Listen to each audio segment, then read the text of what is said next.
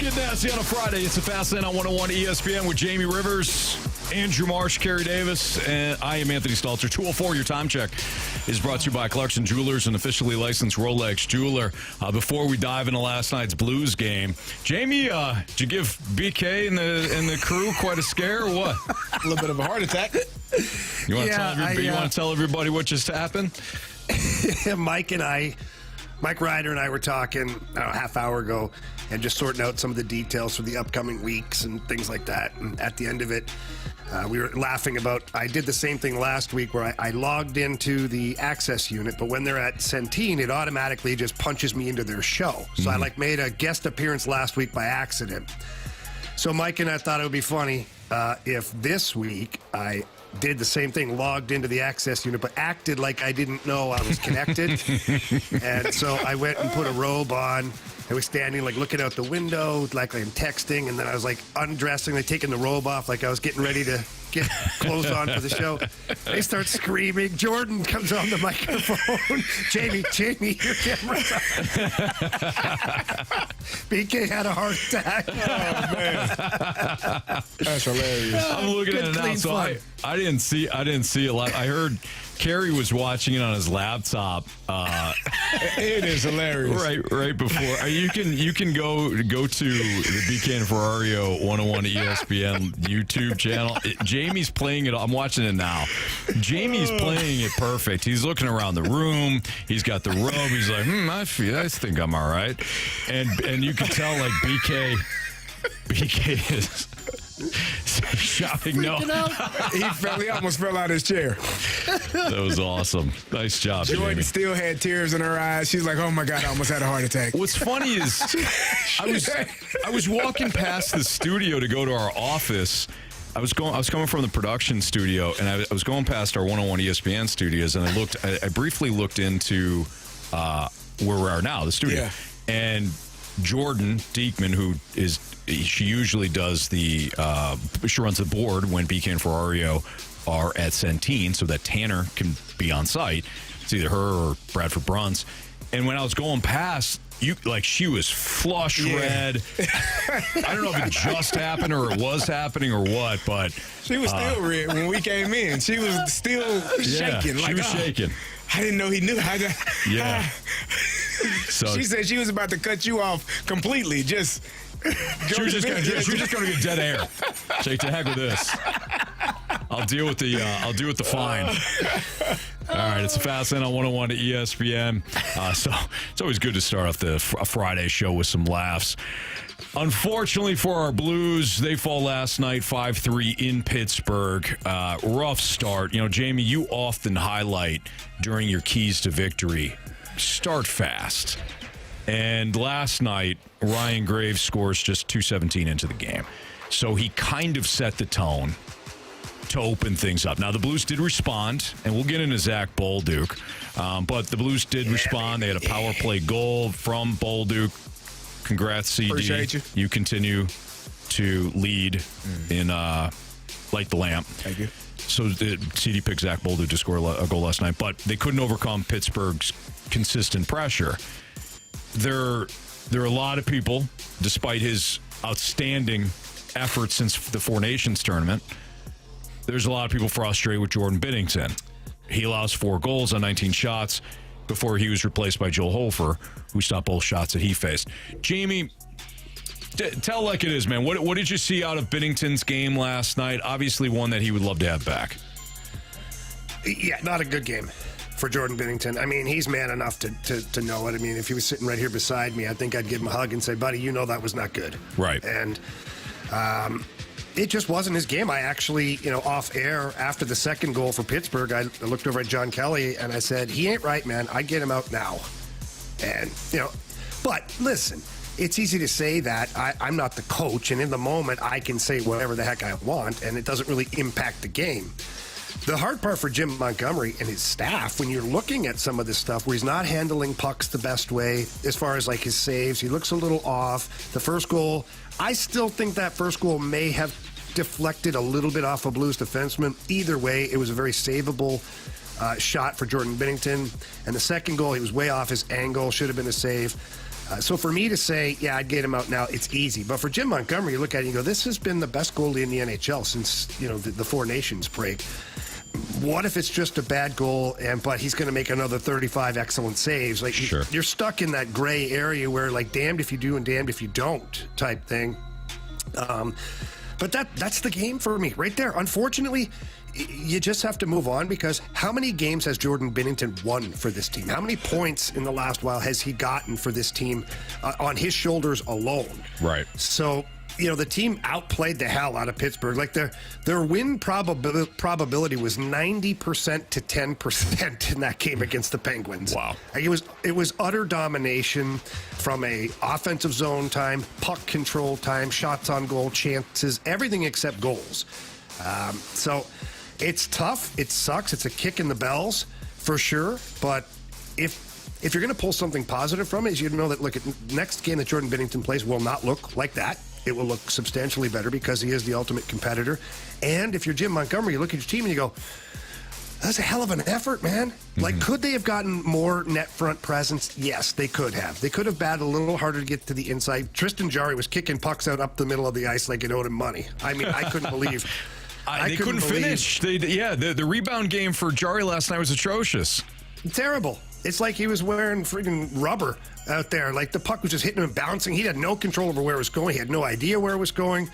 But it was always like a foot too much to the right, a hair too much to the right. A Blues player just is half a second too late, a half a second too early. The timing just wasn't there. But, guys, overall, it was a dominant performance by the Blues. I love the fact that they came right back. They get down, and they keep pushing. I think Pittsburgh only had like 7 shots on net in the first period, something like that. It was ridiculous. And if you're going to highlight certain things, your power play got you 2 goals last night. The power play had been somewhat dormant for a little bit, and it's been an issue for most of the season. But now it's amazing, right? It's amazing. 2 guys that we have talked about for a long time and highlighted as these guys in one-timer spots. We talked about David Perron since he left. We haven't had a one-timer guy. And the coaching staff still reluctant to put that much responsibility on the guys, but not anymore. Zack Bolduc, I mean, that was a clinic. He went in, saw open ice, got to the spot where he knew the guy couldn't cover him, and then he just ripped it top shelf. And then Dylan Holloway, he comes across, he gets wide open, and he rips a one-timer from Justin Falk as well. So 2 great goals. If you're going to highlight something, that's what you got to do.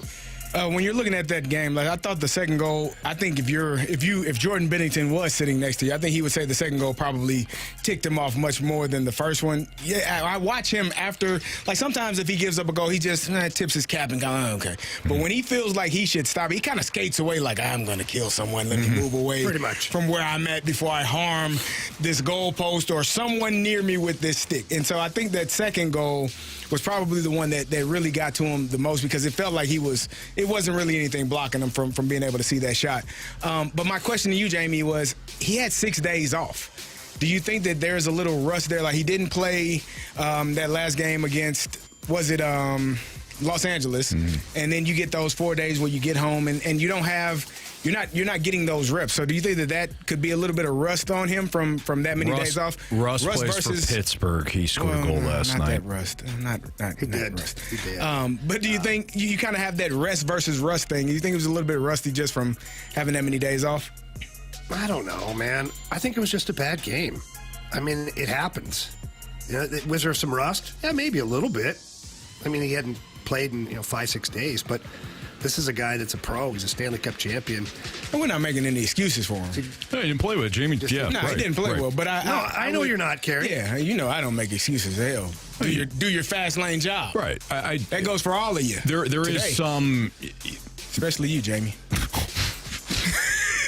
Carey's just going to throw down right in the first segment. I know that there are fans. Amazing. I'm not in the studio. Okay, guy. Okay. Text line tough guy. I know that there are fans that whenever we start to dive into maybe some examples or reasons as to why a player might have struggled, they're always going to sound like excuses, and maybe in some respects they are. I think it's an interesting question. Well, they're reasons more than excuses. Exactly. We all kind of want to know the why until we don't, and it's just, I don't want to hear your excuses. Jamie, you said it right. I mean, Binnington's a pro. He would have told you last night that he wasn't good. And it's unfortunate because of where we are in the season. Yet, that's kind of where this team has put themselves in.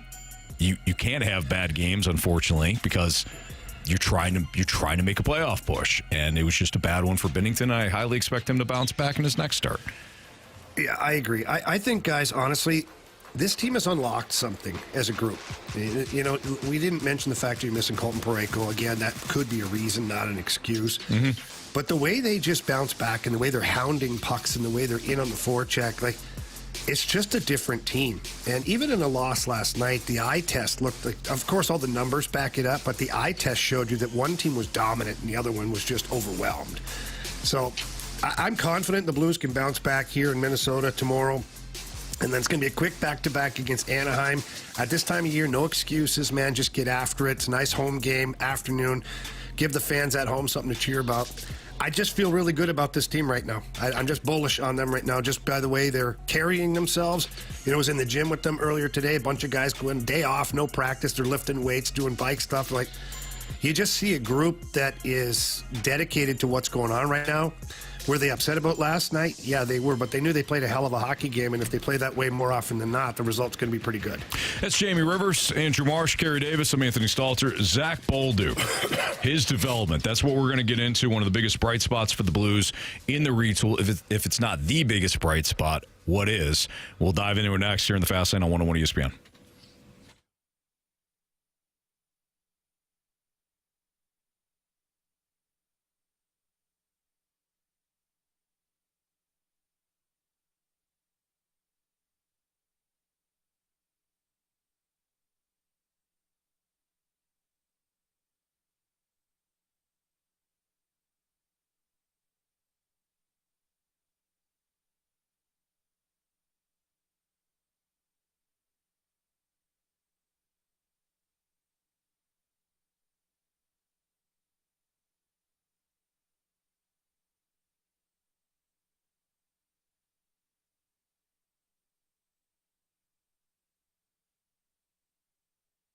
Well, it looks like winter is finally over, but spring is here, and we are breaking out the vehicles, those Jeeps, those Broncos, tops off, all those awesome pickup trucks. And if you're looking for any accessories, aftermarket modifications, please head over to Pure Performance. They are your one-stop shop for all of your aftermarket modifications, and they've got an incredible reputation for producing some of the best vehicles that you've seen in the St. Louis area.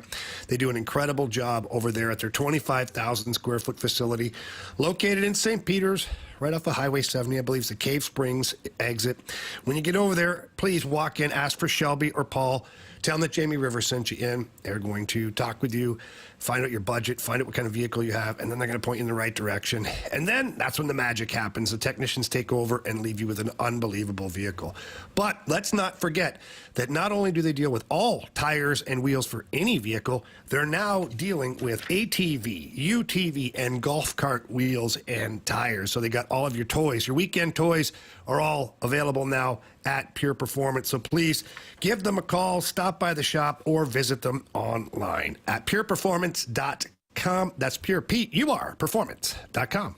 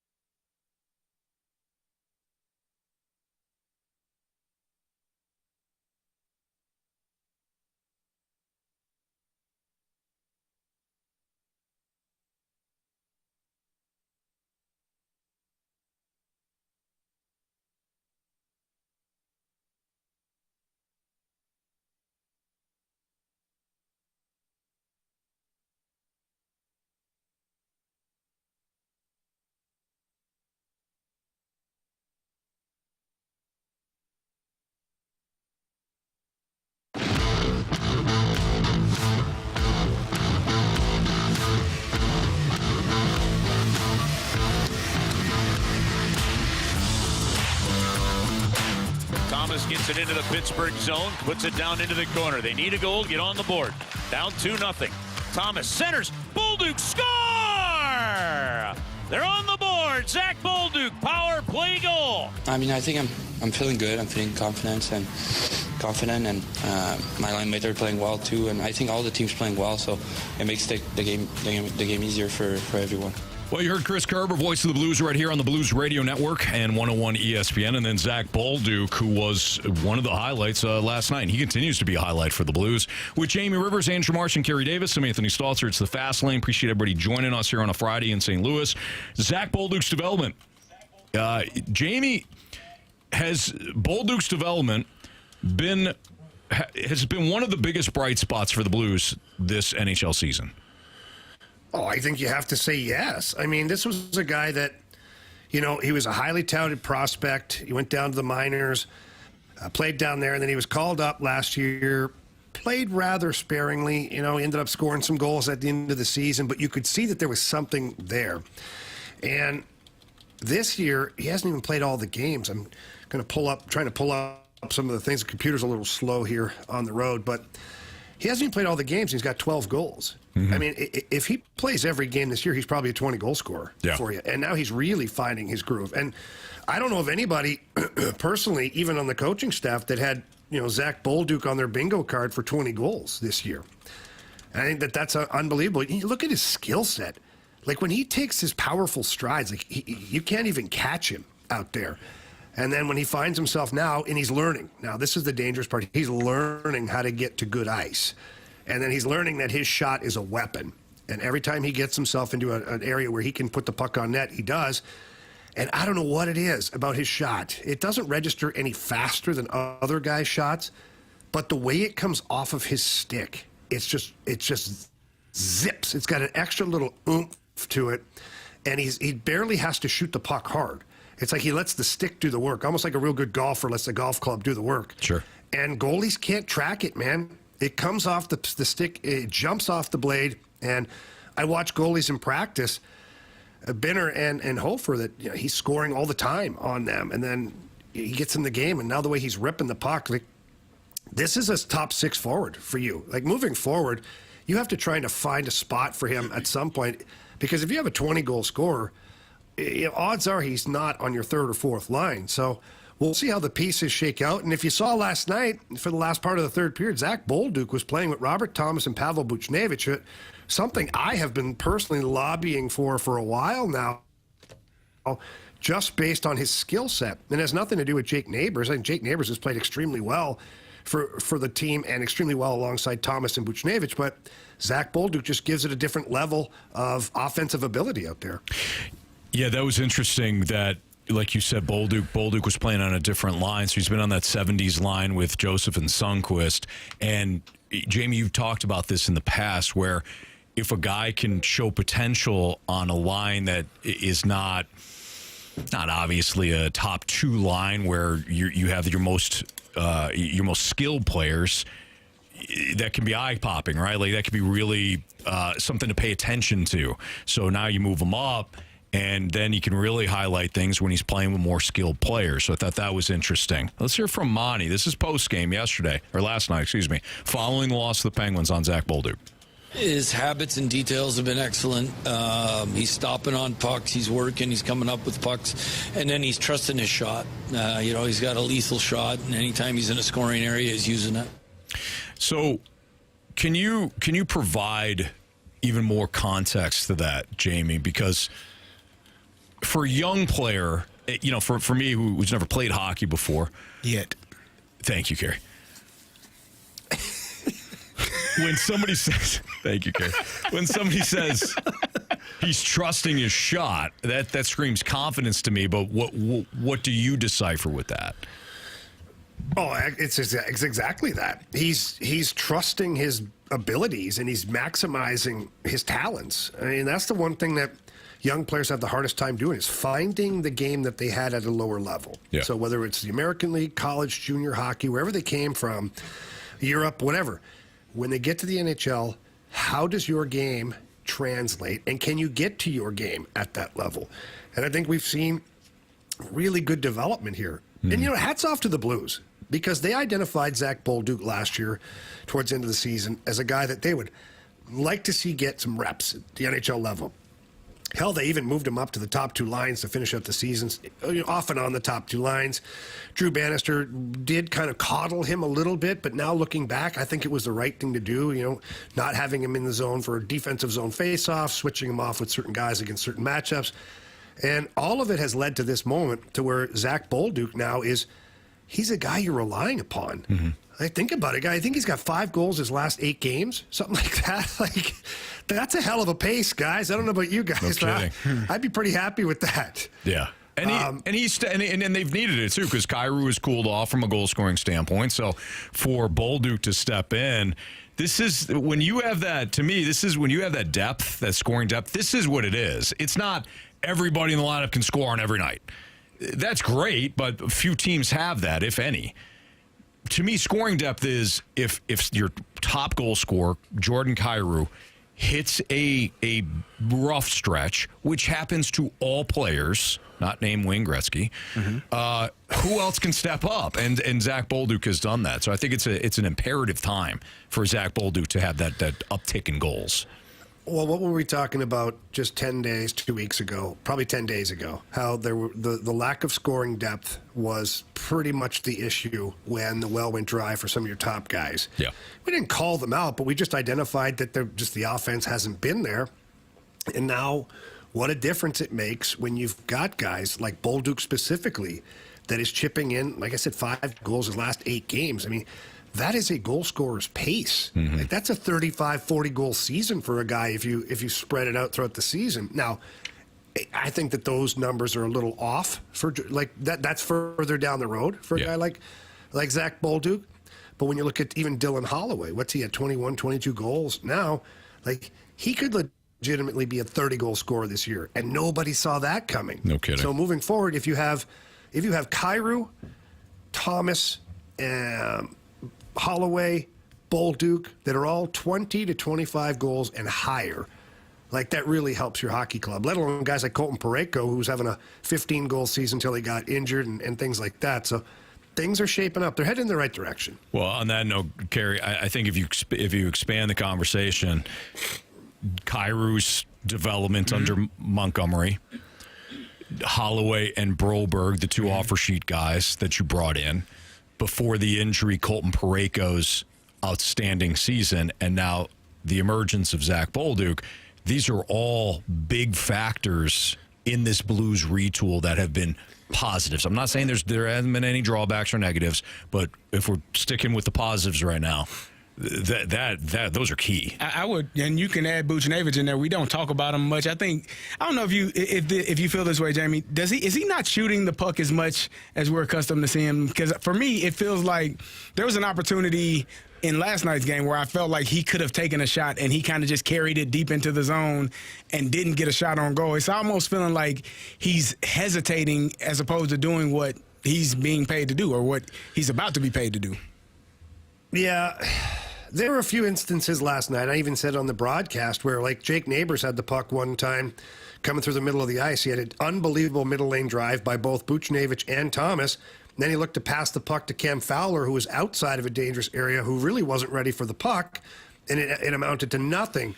Should have dropped the hammer there. Get the puck to the net. Pavel Buchnevich had it in the middle of the ice a couple of times, too. He passed outside of the middle of the ice. I mean, for me as a hockey coach and as a player, you work so hard to get that middle ice that when you do get the puck in that area, you've got to get it to the net. I just don't like passing it out of a middle shot to an outside shot unless it's a wide open, like, one-timer, like with Holloway. Like, Justin Falk was in the middle of the ice. He moved it over, and that was a great one-timer from an angle. So I'm okay with that. But, yeah, I think you're right. Pavel Buchnevich can still shoot the puck more.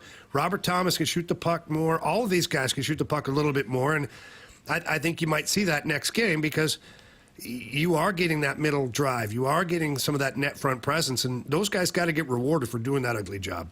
That's Jamie Rivers, Andrew Marsh, Carey Davis. I'm Anthony Stalter. Speaking of Marshy, he's got what's trending next on 101 ESPN.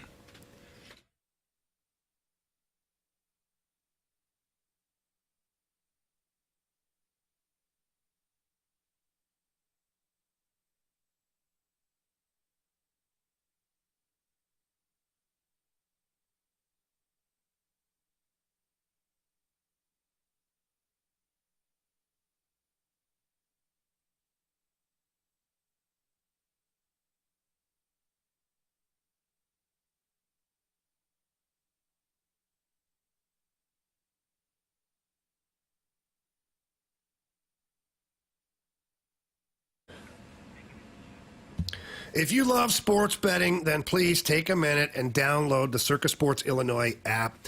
It's the best out there. It has the best odds of any app that you're going to download. So, in fact, I encourage you, go download other apps, check out the odds that they're offering, then go back to the Circus Sports Illinois app, look at their odds. They will have the best odds, I guarantee it. They also have great lines for all their futures bets. Tight money line splits as well. And really, they don't need any promotions either. The promos, for me, it's in the price and in the payout. And I love using it. It's super user-friendly, easy to download. You can go to their website or go to the App Store, and they've got it there for you. And if I'm going to place a bet tonight, one that I like is the Edmonton Oilers are at the New York Islanders. On the money line, the Oilers are minus 135. I would go with that all day long. And I'm going to use my Circus Sports Illinois app to do so. So please don't miss out on any of the action. Download and bet like a pro with your Circus Sports Illinois app today and join in on all the excitement. If you or someone you know may have a gambling problem, call 1-800-GAMBLER or text ILGAMB to 833-234.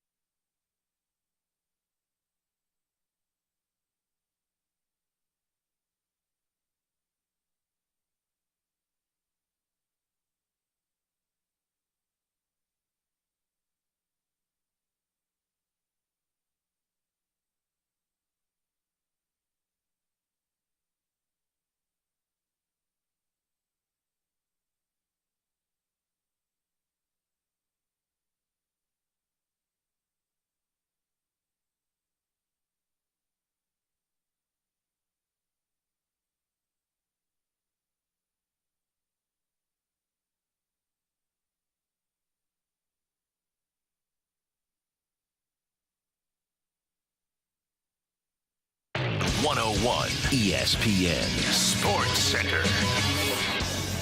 I'm Andrew Marsh. It's time for a Sports Center update driven by Johnny Londoff Chevrolet and Johnny Londoff Autoplex. The Blues, unfortunately, fall to the Pittsburgh Penguins last night by a final score of 5-3. They are 2 points behind the Calgary Flames. The Flames have 2 points in hand for that final wild card spot in the Western Conference.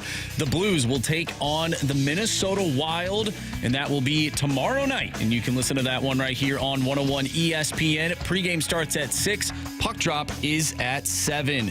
There is some news coming out of spring training surrounding Jordan Walker, and we're going to dive into that next with What's Trending. I'm Andrew Marsh, and the Sports Center update is driven by Johnny Londoff Chevrolet and Johnny Londoff Autoplex. See them at londoff.com. Chevy, together we drive. Are you kidding me?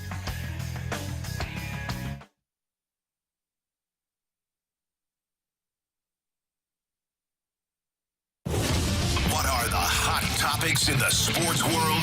What in the wide world of sports is going on here? It's time to find out with What's Trending, brought to you by Elite Comfort Experts. Heating and cooling with no gimmicks, just guarantees. EliteComfortExperts.com.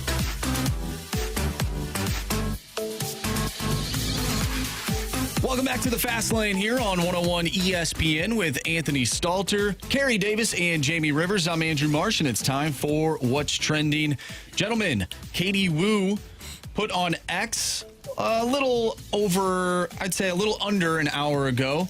Ollie Marmol said Jordan Walker, who has been dealing with the left knee inflammation, has responded really well to treatment, and the hope is he'll be back in spring. He'll be back in spring games starting Saturday. So that is good news for the Cardinals and Jordan Walker.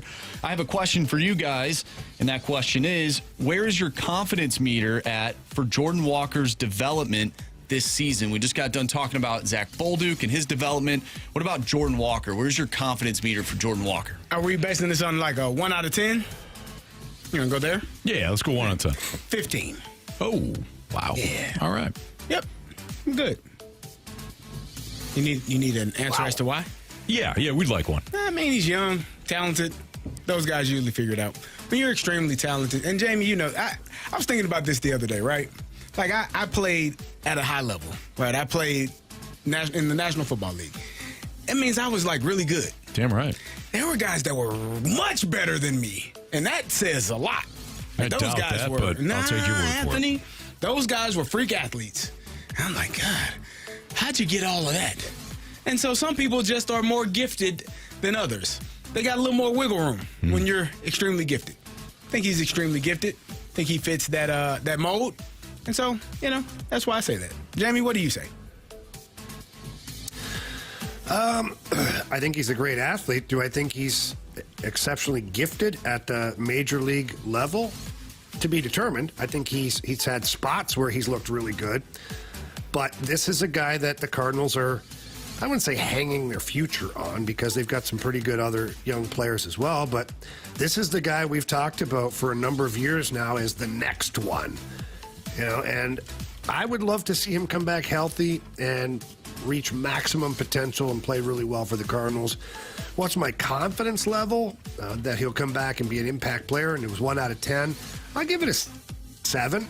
I think that he will be an impactful player certain times throughout the season. Do I think he'll be an impactful player the entire season? I think that's tough to do for any player, let alone a young guy who's still trying to find his footing at the highest level. But I'd go with a 7 on that one. I guess if I put it in the context of, fast forward 6 months, if Jordan Walker has 15 plus home runs, he's got an OPS, in the 800s. I don't, runs scored and RBI. It really depends on where you're hitting in the order, right? You should score more runs if you're batting leadoff, and you should have more runs driven in based on how many guys are getting in front of you. So I'm not going to do runs and RBIs, but if he has 5 to 10 stolen bases, for me, can he achieve those numbers, which I think would be good for him in what really needs to be kind of a productive year? Yeah, I think he can do that. So I'm with Jamie. I'm about a 7. We got a text from 618. How can you say Jordan Walker is talented when we haven't seen it? He is talented. Well, meaning he is athletic. Okay, we have seen it at times. Okay, let me rephrase it. He's athletic. He's athletically talented. He's God-given athleticism that some of us don't have, me included. And I played in the NFL. So what I'm saying is, when you are that gifted in certain areas, height, weight, speed, jumping, explosiveness, all of those things, and obviously he has the hand-eye coordination to do the things that he needs to do at the plate, does he have to hone in on some of those skills? Yes. Yeah. as do most young players. They have to get better. They have to have better pitch selection. They have to recognize the pitch quicker coming out of the pitcher's hand, so they know, yeah, this is a pitch I can swing on. Nope, that's not a good pitch. It's going to drop off the table, and I shouldn't swing at it. Those are things that you can work on. But the athletic part, the part that God gave him something that he didn't give any of us, that's why I think he's going to be okay. I don't know why you got to put down us to. I said us, lift up all of us. Jordan Walker, but and Dylan Carlson was athletic. He's not nearly as athletic as Jordan Walker. Stop. Well, okay. Look, can we pause here for a second? I'm just texting text from the 618. I know, but I'm saying let's all take a deep breath here, okay? Because I feel like what winds up happening is when somebody starts talking about somebody's athleticism, somebody else comes in and say, well, what's his production? All we have right now outside of that, his first big league taste 2 years ago is a projection on Jordan Walker.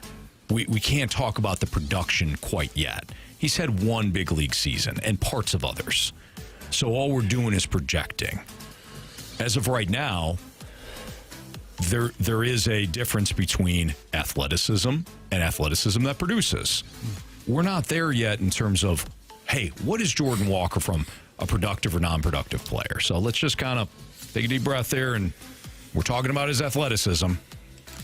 We'll find out about the production.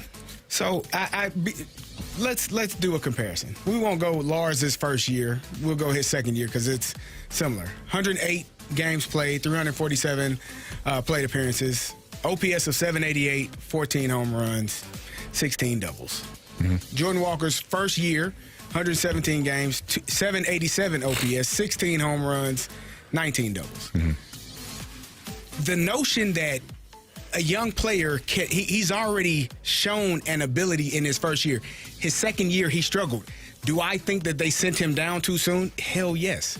I think they should have allowed him to struggle because your team wasn't good enough to do anything, but they had some timeline in their mind that we're going to be competing for the National League Division, the Central Division. No, you're not. Yeah. That team was not good enough. Paul Goldschmidt didn't hit well enough. Nolan Arenado didn't hit well enough. Wilson Contreras was often hurt. So your three best players didn't do what you needed them to do. So you were not going to be good enough. You sent Jordan Walker down without an opportunity. He had 51 games, and I don't even know how many games he had before he got sent down. The majority of those games came after he came back from being sent down. 178 plate appearances. So the notion that, he's a bust, that's the dumbest thing that I can hear. You don't have enough proof to show that, to say that, because in his first year, his numbers are comparable with your starting left fielder in Lars Nootbaar, who you and everybody else, not you personally, you just read the statistics and the analytics, say that he's supposed to be a superstar. Based on his plate discipline, his ability to see the ball, to take good pitches, to not swing it, all of that. Jordan Walker does all of that as well. You say he's not good because he's playing a new position. Well, let me go at your job, go start a new position and tell me how good you are in your first year. I would not be good running the board. I would be terrible. If Marshy... Thanks, Marshy. If Marshy said, screw it, I'm out of here, we wouldn't have a show. Mike Ryder, are you still here? Because if he leaves, we're done. Yeah. Is Jordan still... I don't know. We don't got a show because my ass ain't getting back there behind the board. Okay, you'll be just fine. Yeah, okay. We will be. I've seen those nice soft hands you have, Carey. You'd be just great pushing those buttons. Yeah. Push my buttons all the time. That's true. I do. I did it about 20 years ago. You would have a better chance than me. And still. And I don't know what any of those buttons mean. So I'll do it. You move me there. Jamie, hell no. I got this, guys. Don't worry about it. But yeah, so the notion that somebody is terrible based on what information? Like what information? He hits the ball on the ground. Okay, well, I just gave you the numbers. They're comparable to what Lars Nootbaar is. I can probably look up Nolan Gorman. I can look up a bunch of players, and we can find something that is comparable for a 21-year-old to show you that he is not a finished product. Right. And Either way. Either way. Yeah. And if multiple people have said this guy projects to be this is the best. Like his projection is not to be Lars Nootbaar. It's to be better than Lars Nootbaar. And Lars is a starting outfielder for a Major League Baseball team. But if you're projected to be better, and I'm showing you numbers that are on par with what he's done, don't just assume that it's a wrap. Like that's weird to me. Because it's a weird mindset. It's a weird thought process to just assume, oh, you stink at this job. Oh, okay, cool. I just started, right? So give somebody an opportunity to continue to figure it out. And then if he stinks in 2 years, if he stinks after this year and stinks halfway through next year, then you can say, yeah, you're done with it. That's my thought process, my take on it. That's Carey Davis, Super Bowl champion. It's fascinating on 101 ESPN. Is it harder to develop a professional athlete with other young players around you? This can apply to both the Blues and the Cardinals. That's next on 101 ESPN.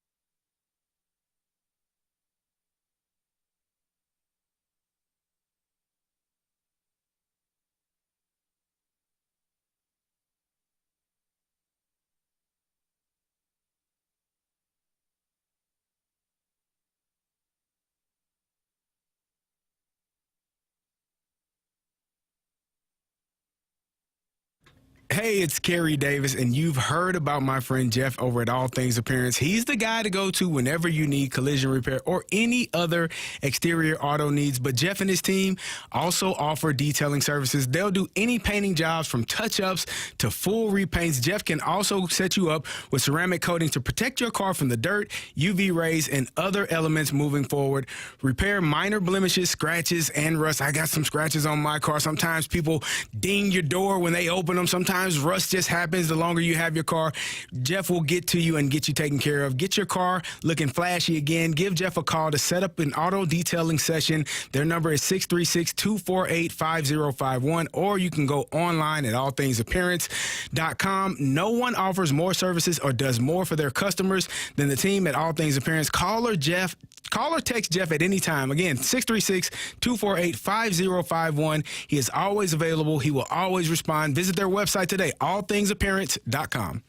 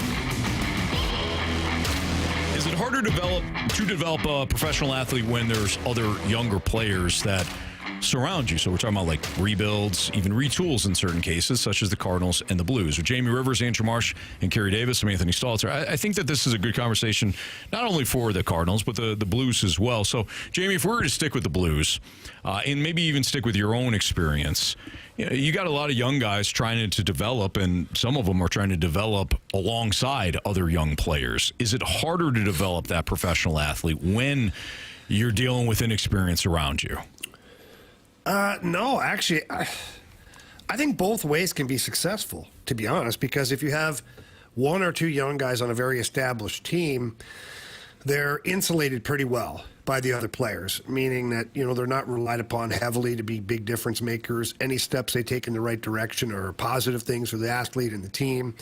But the flip side of that, the negative side of that, is they also maybe don't get played in the same situation as they would as when they were drafted or brought in to do so. So they're counted on to do less, but that means that they're not actually able to play the way they want to either, which can be a negative. And then sometimes when you get them alongside some other young guys, that group gets more ice time, gets more at-bats, whatever the situation is. They learn on the fly, and they grow together as a group of individuals. And most of the time when it's a bunch of young guys around you, you're able to kind of play your game. Now, is the learning curve maybe a little longer? Yeah, because you don't have as many veterans around to kind of carve the path for you.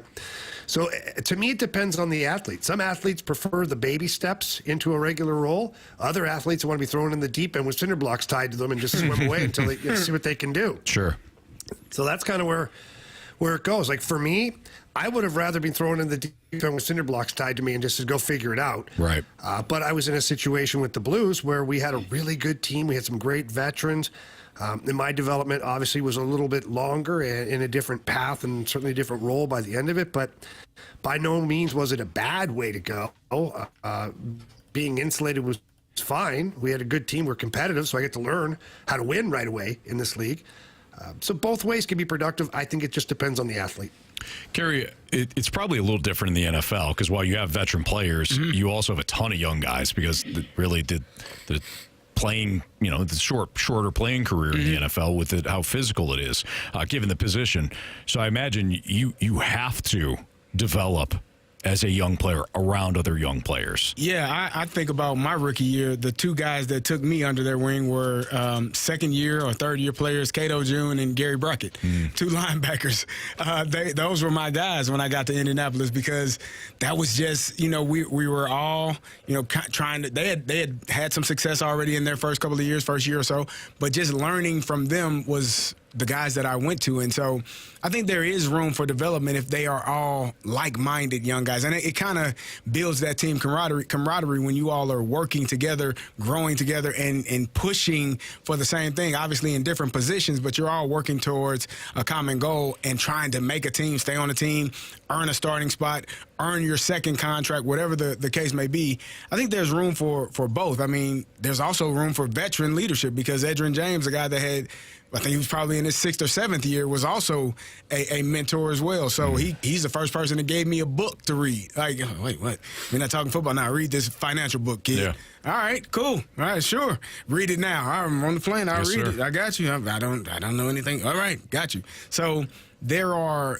I think having, like Jamie said, having a combination of both is extremely important because you do need guys that are like-minded and your same age and same peer group to grow with, but you also need the veteran leadership guys that are a little bit older than you that can tell you, hey, don't do that, do this. Yep, that's a good job. Continue to do that. Hey, think about this next time because there are things that you have no clue about. So having both is extremely important in my opinion. And I guess it all depends, too, on who the veteran players are because there could be certain veterans that have no they're secure in their career, they're confident, they're secure with their spot on the roster and within the organization, and they don't mind helping players out. Then there are other veterans that I'm sure are like, hey, I'm not going to give you the answers to the test because you may take my job. So go fast lane yourself. Love you as a teammate, but yeah, go ahead, Jamie. Yeah, sorry. No, that's all right. We got the little delay there. Sorry, buddy. No problem. I had that happen to me in St. Louis. There was a veteran defenseman I won't mention him by name, but now he's an assistant coach in the NHL currently. He has no hair on his head. Just figure it out for yourself. Jim Montgomery? No, Assistant coach. Assistant coach. He was the defenseman, and he knew that I was not just nipping at his heels, that I was steamrolling past him in the lineup, and he tried to make my life crappy, and so we fought a bunch of times in practice. I was not taking his crap, and he didn't like that. Didn't want me to stand down. I'm not standing down. I'm the wild thoroughbred, buddy. I'm here to take your job, man. Right. Either you play better or get out of the way. One of the two. Mm-hmm. And he hated my guts, and I think he still hates my guts. That's okay. Hey, if you don't like it, play better, right? Well, but look at that. But I learned from that. It's amazing what you learn from those situations because, one, it was inevitable that someone was going to take his job. And it was inevitable at that point that I was going to take his job because I was the younger guy coming up and high draft pick, all that stuff. So when I got to that point in my career, like I remember embracing that role and helping out the young guys. And because no matter what you do, it's just a matter of time anyways until that young guy takes your spot. Mm-hmm. So you might as well be a good dude about it. Pay it forward, help the team, help your teammates, help the coaching staff with the young player, and hopefully that player goes on to have an awesome career and remembers, hey, man, that veteran guy, that old bag of bones that helped me out my first year in the league, that guy was awesome. And, you know, it's happened a couple of times for me where I run into guys, and, you know, Nick Cronwall was one of those guys, too, in Detroit. He went on to have, you know, not a Hall of Fame career, but pretty darn good career for the Red Wings, and He was the guy coming up, nipping at my heels that eventually took my job in Detroit. Yeah. So, you know, but I wasn't mad about it. I was like, it's just the way it works, man. Right. And if you can hold off that young player, great. If not, he's still going to be your teammate, so. But if not, then it's on you, man. Yep, very true. Like, if you can't hold off the young player, then you're not playing well enough. Yeah, I agree. That's Jamie Rivers, Andrew Marsh, Carey Davis, and Anthony Stalter. Should the Blues have pushed more for a guy like Norris? We're going to throw that at Jamie next on 101 ESPN.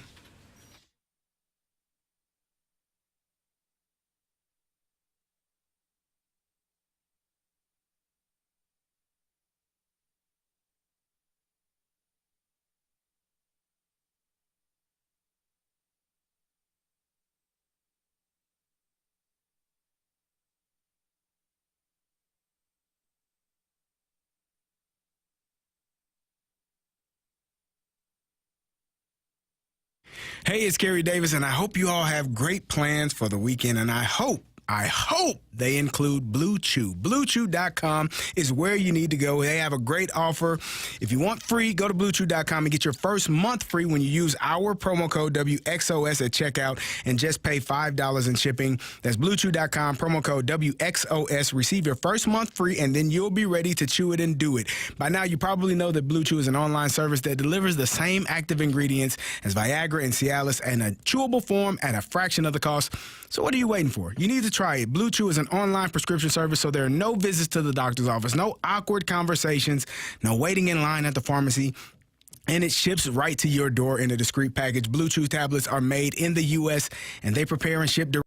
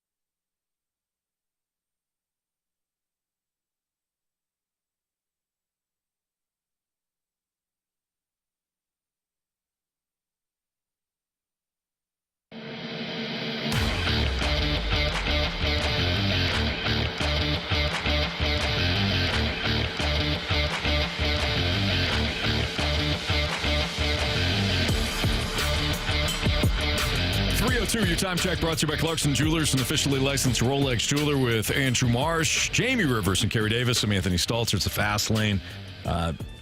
Jamie, I highly doubt this is that big of a deal, but Elliot Friedman briefly mentioned on the 32 Thoughts podcast that the Blues were interested in Josh Norris at the deadline.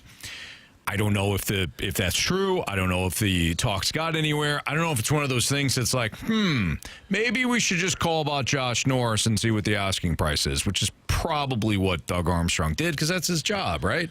If a player's available and even if he's a slight fit, you got to at least see what the price is going to be, right? So when I say should the Blues have pushed more for Josh Norris, it's more than just Josh Norris specifically. Let's talk about like where this Blues team is when looking at the young players that may come in at some point and make a push, right? Because I think you have to consider that. You bring in a veteran, you have to consider, unlike what the Cardinals often do, who are you blocking in a year or so? So thoughts on Josh Norris, and then again moving the conversation more to the younger players.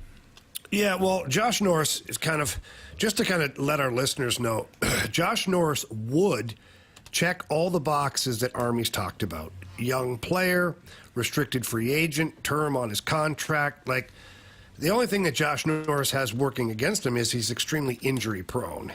And I think the Senators were just ready to move on from that. And they, quite honestly, they're looking to move more towards a playoff-style roster, which is why they went and got Cousins from Buffalo, who's a good offensive player, but he's rugged. He'll hit, he'll fight, he's gritty. Whereas Norris is very talented, good skater, great shot, but again, he has a hard time staying healthy. But here's the thing, like Elliot Friedman, obviously a very reputable person in the hockey world, especially as an insider. But these guys always pick and choose the juiciest names or juiciest teams out there. Because I can tell you this, probably 25 teams called the Ottawa Senators about the availability of Norris because they made it pretty clear they were looking to move on from him. So the Blues being one of them, it's kind of selective to be like, well, yeah, the Blues were interested. Well, yeah, okay, what about the other 20 teams that also called the Senators wondering what the asking price would be for a Josh Norris? And the asking price ended up being another player that is a younger player that's just a different style than Josh Norris. And I don't think Army would have parted ways with a Zack Bolduc, a Jake Neighbors, certainly not a Dvorsky or a Snuggerud. So the asking price was probably too high immediately when you think about what the Senators were looking for in return. So, right. But to flip it on its head, like you said, if you look at the lineup in the next year or two, you add a Dvorsky, you add Snuggerud, now you add a 20-goal scorer in Bolduc, you add a 25 to 30-goal scorer in Holloway, you add a 20-goal scorer in Jake Neighbors, maybe 25 depending on where he's at. All of a sudden, this team looks a lot different, man. Mm-hmm. Like, you could build a hell of a roster, and you still got some great veteran pieces. Braden Shen I don't know if it gets any better to have a veteran like Braden Shen who could be your second or third line center when all is said and done with this. You've got Oscar Sundqvist that's around for another year following this year. He's a great leader as well. Colton Parayko is going to be around for a while. Broberg. Like, you really are setting yourself up to have a very well-balanced team. Now, I would personally like to see the Blues get a little heavier up front because when you're adding the Dvorskys and the Snuggeruds, those guys aren't big bodies in the corner. They're not going to control the puck along the wall. They're strong on their skates and whatnot, but it's not that imposing type player that you look for in the playoffs. And Dylan Holloway has the ability to do that. He certainly, when he hits guys, he hits them pretty hard. Mm-hmm. But he's not a guy that's going to be laying out bodies all the time. So, again, what happens is all roads lead back to Braden Shen, who will be older next year, older even more the year after. So you have to start surrounding some of this talent with some grit as well. Jake Neighbors is a gritty guy, but, 2 out of the top 9, that's not enough. So I think when Army's building his roster moving forward, I think you have to find a Tom Wilson-esque player. And I'm not talking about a veteran player, just a big guy who can put the puck in the net 15 to 20 goals a year, create some havoc, and keep that physicality, because the Blues are going to have a lot of players that are the same mold. Like, let's just go through it for a second. Thomas, Buchnevich, Bolduc. Nobody's afraid to play against those guys physically. Holloway, Dvorsky, Snuggerud. Again, physically not imposing. So you keep working your way down the lineup, and then you suddenly go from a team that's a playoff type team to one of those off the rush teams where it looks good sometimes during the regular season, but come playoff time, those teams are getting a quick exit. Jamie, one of the things you said when we were discussing Norris is that, sometimes those insiders are a little bit selective with the teams that they bring up. Do you think they brought up the Blues specifically because of their situation now with Colton Parayko being out? And then, with that being said, there's a lot of people out there, a lot of Blues fans that are like, I don't necessarily think I don't want to say hate by any means, that's a strong word, but maybe they're a little annoyed with Nick Leddy's play. Do you think they're overreacting to that situation? What are they annoyed about? Because last night he had a bit of a rough night? Yeah, do you think they're otherwise, what? But who the hell does that, Marshy? Think about it for a second. Guy has an off night. So what? Everybody has an off night. Colton Parayko had an off night a couple of weeks ago. It is what it is. Nick Leddy has stepped in and played very well for a guy who missed an extended period of time this year, and now he's not only been thrust back into the lineup, but he's thrust back into playing top 2 minutes.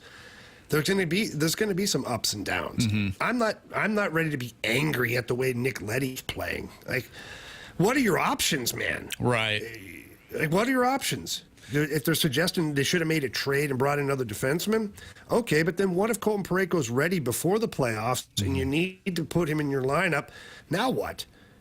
Now you've got to send a veteran down, sit a guy out, you've got a crowded dance floor when Nick Leddy is a veteran defenseman who should be able to handle the minutes that he's playing more often than not. So I just think sometimes everybody's a little too in the moment, in the now. Last night, get Nick Leddy. He can't play. But 2 nights ago, 2 games ago, he was a damn savior for this team. Yeah. So, if we're going to do that, if we're going to live in the moment, let's live in the moment every game and then love him one game, hate him the next game, love him the next game. That seems a little bit psychotic to me. And it feels like the sky's falling, right? Because Colton Parayko is injured right now, so everything seems like a little bit more stressful. So maybe fans do have that idea of criticizing or being critical of, the defense's play because he's not in there, being critical of him, night in and night out because these games are so important down the stretch. Well, and if we want to really dive into it, if fans are mad about the one backdoor tap-in goal where Nick Leddy was on the ice for it, guess what? That's not his fault. That's not his guy. The forward coming back had to identify that. They needed to communicate. Because Nick Leddy takes the guy who's making the middle lane drive, who's right in front of the goalie. If Nick Leddy goes to the back door, the puck goes to the guy in front of the net, and he probably scores. So it's a situation where if you look at the forward, go back, watch the video. I won't point out the forward, Torpchenko, coming back. So shit, you weren't going to point him out. I don't know what happened there. Was that Torpchenko or was that Connor McDavid out there last night? Man. Pretty damn close. But that was beautiful. That was pretty awesome. That was beautiful. On his back check, Torpchenko doesn't look over his shoulder at all. He's totally fixated on the puck, and the guy that he could have taken goes backdoor for a tap-in. Now, are you blaming Nick Leddy for that? I just can't blame him for that one, at least. The first player I saw when the goal goes in, that's his fault. That's how I do it. Works out pretty well, Jamie. Now, could Nick Leddy have communicated, yelled on the ice? I don't know. I can't hear from up in the press box what they're saying. I get a little bit of an advantage when I'm down between the benches, but odds are that Nick Leddy, who's a veteran guy, probably was communicating, and just nobody could get there in time, and it is what it is. But yeah, guys, if we're going to spin this positive, let's talk about that Torpchenko goal. That was beautiful. Holy did he black out there? Man, I think he might have. I was like, what the hell has this been? Can we get this every night? Well, if you go back and look at the goal, it's actually kind of funny. Evgeny Malkin, who's a veteran player, who's just kind of had enough of playing hockey as it is. He gives a lackluster effort, just kind of waves the stick out. Torpchenko skates. If you watch it, Torpchenko really doesn't make a move. He just skates 100 miles an hour straight down the ice, a little bit of a deke on, I believe it's Carlson, who he obviously doesn't care about hockey anymore. And Torpchenko comes in, and the best part of it is the finish. It's great to see him skate down the length of the ice, but then for him to chip it up over the glove right under the bar, it was awesome. I'm happy for the guy. He spent, 50-some games without a goal, and now he's got 2 in his last little stint here. It's nice to see him get rewarded for all that hard work. And that was a sweet goal, too, compared to the other night, which was an ugly goal, but all goals, doesn't matter if they're ugly or they're cool looking. They all count the same, but, just a little bit cooler looking of a goal on that one. Oh, absolutely. Like you said, it looked like Connor McDavid out there, and this 6'6" enormous man just zipping down the middle of the ice, and then hands soft enough to, pet a baby, and he's friggin' putting it up top shelf. Pet a baby. Hands soft enough to run a radio board. Yeah. Carey Davis. Yes. You have soft hands. Yeah. A lot of passes. Yeah, you do. Soft hands help you catch passes. Do they? Yeah. You don't want hands like bricks. Yeah, no, that makes sense. Trust me. Yeah. You got rough hands. You ain't going to be catching a lot of passes. All right, it's Fast Lane on 101 to ESPN. We're going to go around the diamond with our next Cardinals player. And this one's going to be pretty impactful. Ooh. Will he be a Cardinal post-deadline, though? That's next on 101 ESPN.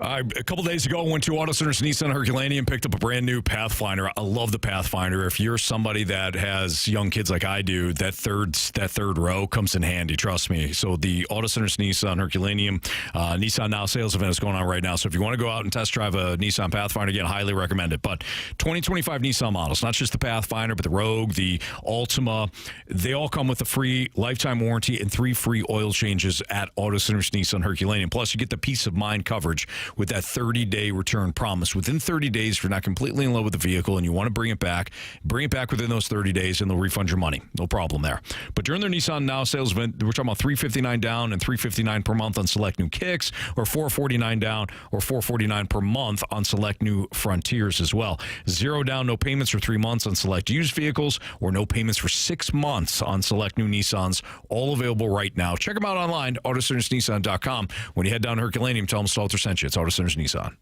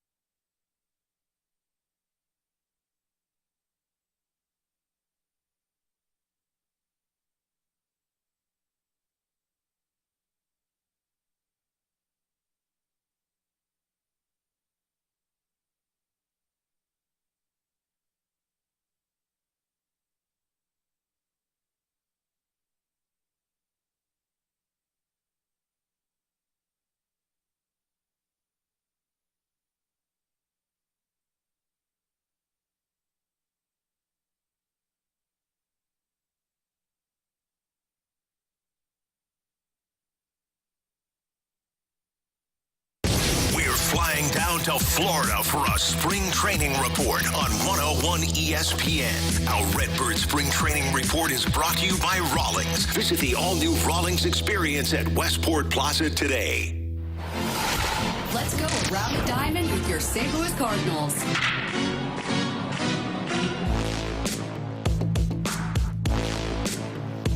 Time to go around the diamond right now with another Cardinals player, and it's going to be another pitcher. We've been doing pitching throughout the course of the week. Today, it's closer Ryan Helsley. Hells Bells. Drafted by the Cardinals in the 5th round of the 2015 MLB draft. He grew up a Cardinals fan. What was that? That was Jamie. Hells Bells. Oh, well, that's what he said. Oh, he's singing. Hells Bells. Gotcha.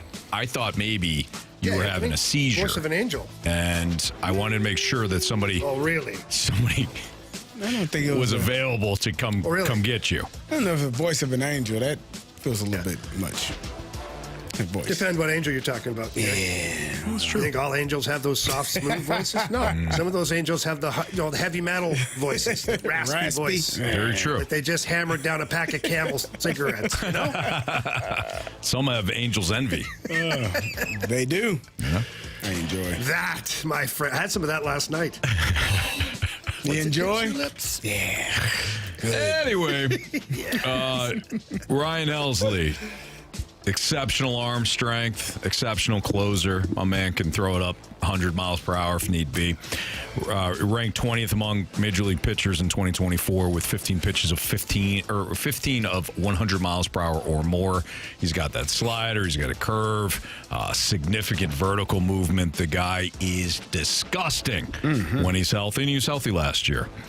So when you talk about the impact, as we start our Around the Diamond segment, what impacts can this player bring on your team? I think it's pretty easy when it comes to Ryan Helsley. He can do what he did a year ago, which is save every game. Yes, save every game for you and be one of the best closers in baseball. Now, I got a question. You may not like my question. Yeah, guys, I have just a bit of an issue with this. I had a question, too. You want to go first, Jamie? Go ahead. I had a question. I think our questions are the same. No, Carey, did you have your hand up? I did. Sorry. It's okay. Nah, it's fine. I didn't see your hand up. My bad. My question to Anthony. Are you sure? Yeah, I'm sure. I don't know. I've been hearing voices. No, go ahead, Carey. So, my question to you is, leading the league in saves is a pretty cool feat. How do you what's the criteria for having a save? Well, you need to be you gotta in the be lead. ahead of the game, buddy. You gotta be in the lead, which I think is what you're alluding to.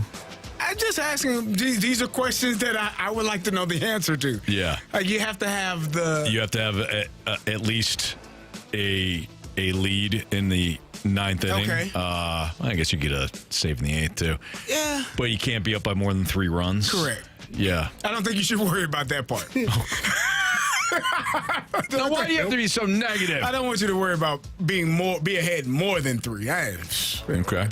That we're not worried about that criteria. Gary, your question feels rhetorical in some way, or at least leading. Can you be the best reliever, best saver if you don't have any save opportunities, or don't have as many? No. Okay. Yeah. Gotcha. I'm just wondering. Carey, you know what? We were thinking alike on this because I was going to say the same damn thing. Was just be like, in order to maximize Ryan Helsley, you have to be ahead in the game for him to save said game. What's your guys' problem? We're talking about we finally get to a Cardinal that we can appreciate and we can hype up. His biggest impact will be at the deadline. Oh, Jamie. What's your biggest question mark surrounding this player? Will it be available at the deadline? I think that's mine. Health. Yeah. Well, I think he's going to be healthy. He's not going to have many opportunities. Come on. Let's make him a starter. Might as well.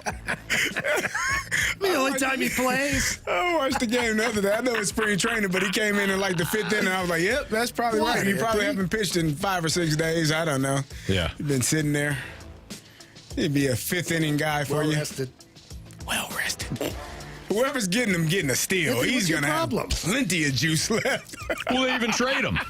Carey, Anthony's mad at us. Look at him. Well, I'm just saying, guys, We finally get a Cardinal that we can be positive about in our Around the Diamond segment, and you guys have found a way to submarine this you-know-what. I tried to trade him last year, and all three of you looked at me like I was crazy. Don't you dare. You did. No, I didn't. Centene Hockey Center. You said he was the most overrated player. Because and not in the way that you all took it, and I explained it, and I said you don't need a closer when you're not going to win games. Bad explanation. They won 83 games. How'd that get you? Where'd that get you?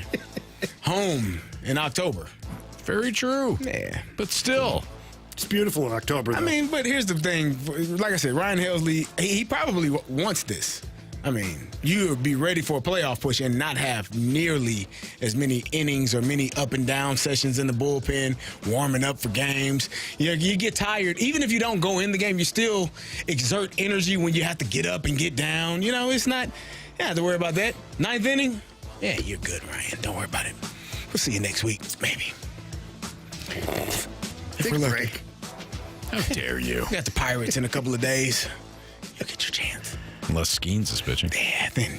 Yeah. After that game. Right. That's right. I wouldn't poo-poo the Pirates. Their pitching's pretty good this year. I think the other big question when it comes to Ryan Helsley is, are the Cardinals going to re-sign him? He grew up a Cardinal fan in Oklahoma. I wouldn't think that they would pour the money into him, which is why I thought they would trade him in the offseason. So if they're not going to re-sign him, then why not hold him to the highest bidder when it comes to the trade deadline? So I think that's another big question. Do you have any plans on re-signing him? I don't think so. No. Why would you? If you're in this like retool or transition phase, what? I'm with you. So why did they trade him? What, Anthony? No, I listen. No, you're mad at me. I'm not mad at you. He's mad at you too, Jamie. He doesn't like that we blew up his Ryan Helsley Around the Diamond segment because he felt like this was the one Cardinal that we could all get behind and push in the right direction. And I agree. Ryan Helsley is a hell of a pitcher. We are. The direction's being traded. Yeah, pushing him right out of town, Anthony. But will Mo have the huevos rancheros to actually trade him? Yeah. Why would he keep him? That's a Why would he keep him? He already did keep him. You got to pay him.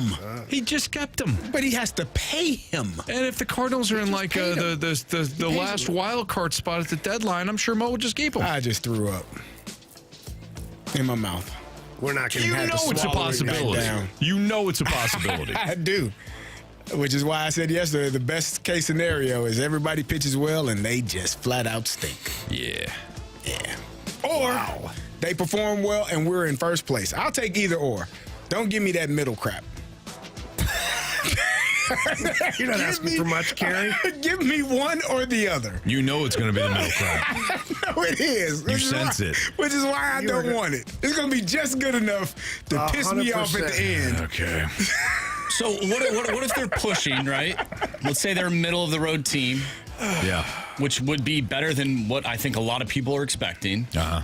And I don't think this year was ever really about being like the best team ever. So like next year, they develop this season, and then next year they are like ready to compete, and all of a sudden like you don't have a closer. Mm-hmm. You find a closer. Can you though? Sure. Because you just developed one. He's got and now you let him walk. You get where like this is. I think this is a harder. What the hell are you going to do with him in the meantime? Well, he's going to be on your team. And now he is a bona fide all-star closer where your team is now ready to compete next season. I'm saying that the decision is a lot harder than I think we might think. Oh, I agree with that part because the risk is with any closer who is, especially one that's he's 30 now, 29, 30. The risk with any closer, you spend a lot of money on a reliever, that usually backfires. Not always, but it usually backfires. So even if you throw him a large chunk of change and say, hey, we got our closer, we're good. This is somebody with injury problems. He does throw 100 plus. But can't you get away with that because you're not paying anybody? Half your team is like young players that don't have these big contracts. But Marshy, they don't want to pay anybody. They don't want to pay anybody, though. You know what I mean? Then I can't help them. Yeah. No, you can't. And I can't help them. No. Then why do you have him still? Have you been sitting here thinking you can help the Cardinals? He's been trying. He was trying. He was. He in his brain, he was trying to. He sounded like he's been in the damn meetings with Mo and those guys for a second. Have they been calling you? Next year we're going to be good and we're going to need a closer, so we got to keep him. No, Marcy, your checks do say St. Louis Cardinals, don't they? I guess I have both now, which is fantastic. That's fantastic. No, but like seriously, like if they are a good team next year because they found some way to develop their players, and then they go into next year and the following year, and they don't have a closer, and they lose more, they blow 20 games, we're back in the same thing. Well, they got a good team, but they're missing this piece. Right. And then what? Then what do you do? Then you go out and you pay a damn guy to be your closer because you haven't developed one. When you had one in your system. How close do you think they are to competing? I have to see it. I have to see it. How many games do they have to win? Like, I'm with you. Decade. Like, how many games do they have to win next year for you to think that keeping Ryan Helsley is the best solution and they're going to be in position to win the Central? And not only win the Central, make a playoff push, because those are two totally different things. I think you bring up good points. So, how many wins? Yeah. I think it just depends on what the other teams in baseball look like. You know, a really good season, the top team could only have 95 wins, but another year they could have 105 wins. I think it really depends. What place in the division do they need to finish this season? Yeah, for you to keep Ryan Helsley for next year. Ooh, because you're earmarking next year as I would say you have to be. You'd have to be flirting with a playoff spot for me. I'm not saying like keeping him is but like guys, what the end all be all. Go ahead, Jamie. Oh, we can't hear you. What makes us think they're going to be competitive next year? Like, I don't understand.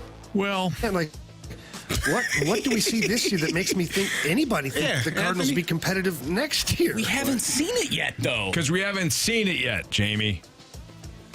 So like, oh, they stink. Exactly. They stink in spring training, blah, blah, blah, blah, blah. Like, sure, but like they could have a decent year. Like, let's see how it goes. Look. I don't know. Like, I don't know. We haven't seen it yet. I think we've seen a lot. We haven't seen this team.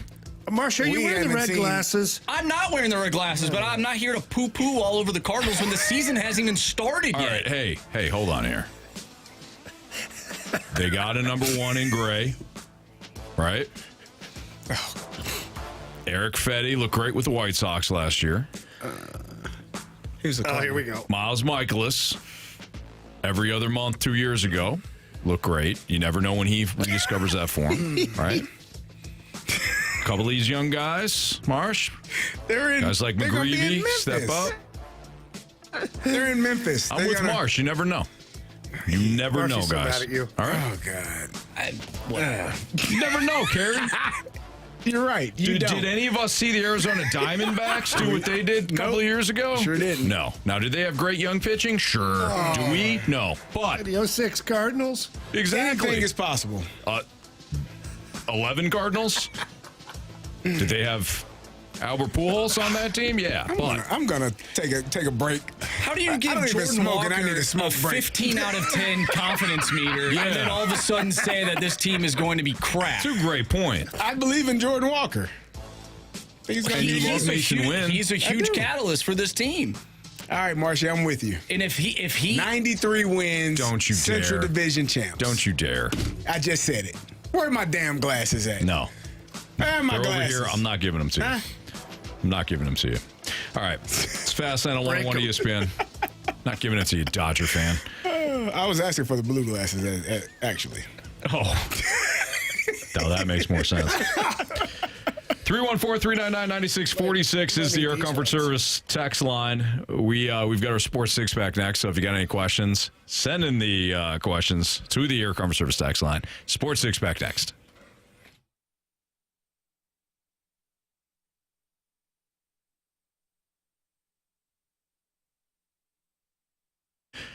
Hey, guess what, Missouri sports fans? Underdog Fantasy is now available in our state. And you know, with the month of March, you got great college basketball action, and you can play it all at Underdog Fantasy. I haven't tried the app yet. It's great.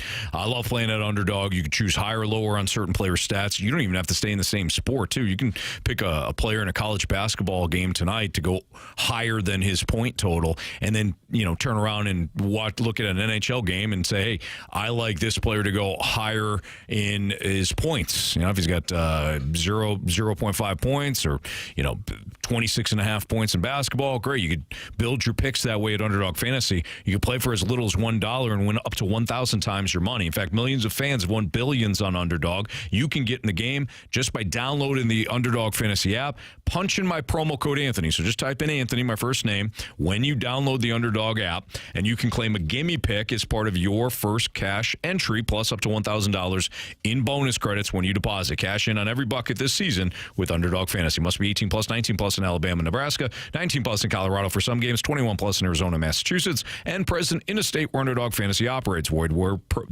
prohibited. Terms apply. Concerned with your play, call 1-800-GAMBLER or visit www.ncbgambling.org. In New York, call the 24/7 HOPE line at 1-877-8-HOPE-NY or text HOPE-NY to 467-369.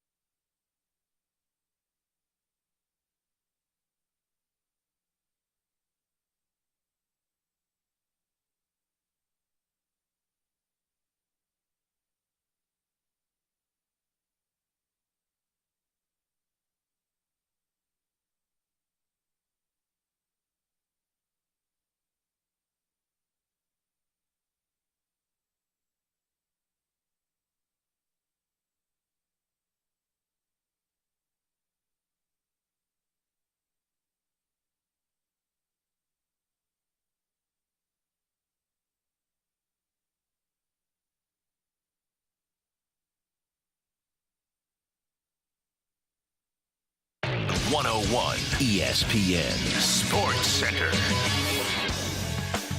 I'm Andrew Marsh. It's time for a Sports Center update brought to you by Saliga Heating and Cooling. The Blues with a 5-3 loss to the Pittsburgh Penguins last night. The Blues sit 2 points behind the Calgary Flames for that final wild card spot in the West. The Flames have 2 games in hand. The Blues will take on the Minnesota Wild tomorrow night, and you can listen to that game right here on 101 ESPN. Pregame starts at 6. Puck drop is at 7 tonight. We have the Big East semifinal for you. Tip-off is at 5:30, so we'll be out early today. But we still have our Sports Six-Pack. In fact, we'll probably have 2 Sports Six-Packs today. So get your questions into the Air Comfort Service text line, 314-399-9646. Sports Six-Pack is next. I'm Andrew Marsh, and the Sports Center update is brought to you by Saliga Heating and Cooling, an independent American Standard heating and air conditioning dealer.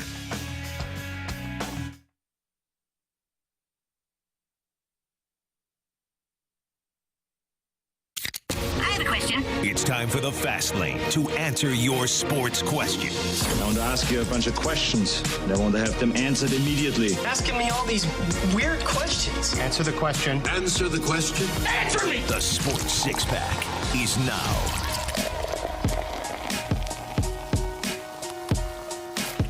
Time for the Sports Six-Pack here in the Fast Lane on 101 ESPN with Carey Davis, Andrew Marsh, and Jamie Rivers. I'm Anthony Stalter. Air Comfort Service text line is 314-399-9646. Time for our Sports Six-Pack. Question number 1. From the 314, how is Michael Ciani's name still in the hat for a roster spot, let alone the starting center fielder spot? Yeah, I don't know. He's probably not. He's probably not. I don't see how Victor Scott isn't the starting center fielder for the Cardinals this upcoming season. And if Victor Scott is the starting center fielder, I don't see how Michael Ciani doesn't wind up in AAA. Yeah. You're going to need an extra bench spot for your backup infielder. Luken Baker. Well, I think Luken Baker's going to have Thomas Ajacey. I think Luken Baker's already got a spot. I don't think it's going to be Thomas Ajacey. Jose Fermin. That might be more realistic. Who would you rather Baker's have? knocking the crap out of it, man. If I know that the at-bats aren't going to be there for Sajasi, I want him in the minors. Okay. Mm-hmm. You don't like my idea? It's fine. Well, Carey. No, that's how this works. I like you. Don't agree with what I. This is. I'm. Listen. All I'm doing is. Finally, you're catching on, CD. I'm projecting right now. I'm projecting what I receive from the text line. If you don't like what I have to say, then you don't like me, and that's how this goes. Sorry, not sorry. That's what the text line said. If you don't do what I say, you deserve it, Anthony. Then you don't like me, and you suck as a person. You stink. All right, you're just not a good person because you're not doing what I said you should do. That's what the damn text line. I'm projecting right now. Carey, that doesn't seem like somebody with a fully functional brain would say something like that. Hey, you're very incomplete. You're not talking about what I want to talk about, Anthony. So you don't like me, and your show's crap. This is getting weird. I'm sorry. Thank you. So I was listening earlier today to to BK and Ferrario, and they were talking about how young athletes deal with criticism and how just people in the public eye deal with criticism, and it got me thinking. When people criticize this show, I don't think it really gets to anybody because we all just lash out. Very true. Yeah, we don't take it home. Take it home. Scary Carey shows up. On the show. Yeah, Scary Carey shows up, or Anthony shows up, or Raging River shows up, and then we just we let it fly.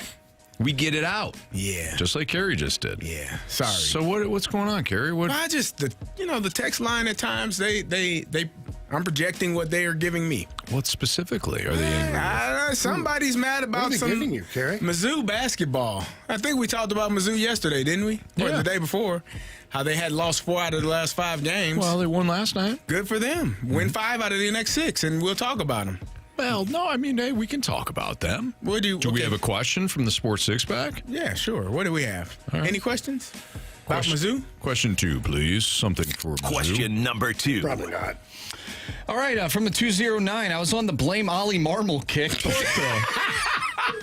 But now that I've seen the lack of the front office doing anything, to actually make the Cardinals better, makes me have second thoughts if they're bad. This is a tough text. That's why you should have went Mizzou. My bad. Anthony, why don't you help him read? Basically saying Have second thoughts if they're they're having bad. second thoughts if This they're is bad definitely- because of yeah. Ollie Marmol. Do you agree with that? Hold on. All right. So I'm gonna say this. If you feel as though that the roster is good, and Ollie, if you feel as though the roster is good, like let's just say you feel as though the roster is good enough to win the division, and they don't have a slew of injuries, feel free to throw Ollie Marmol under the bus. But we can't have it both ways. We can't say this roster isn't good enough and Ollie doesn't get the most out of them. Like, if it's not a great roster, it really doesn't matter who the manager is. I've said that a lot. And I'm not excusing Ollie like, oh, he doesn't have a job then, right? Like, he's got no role. He's not culpable. No.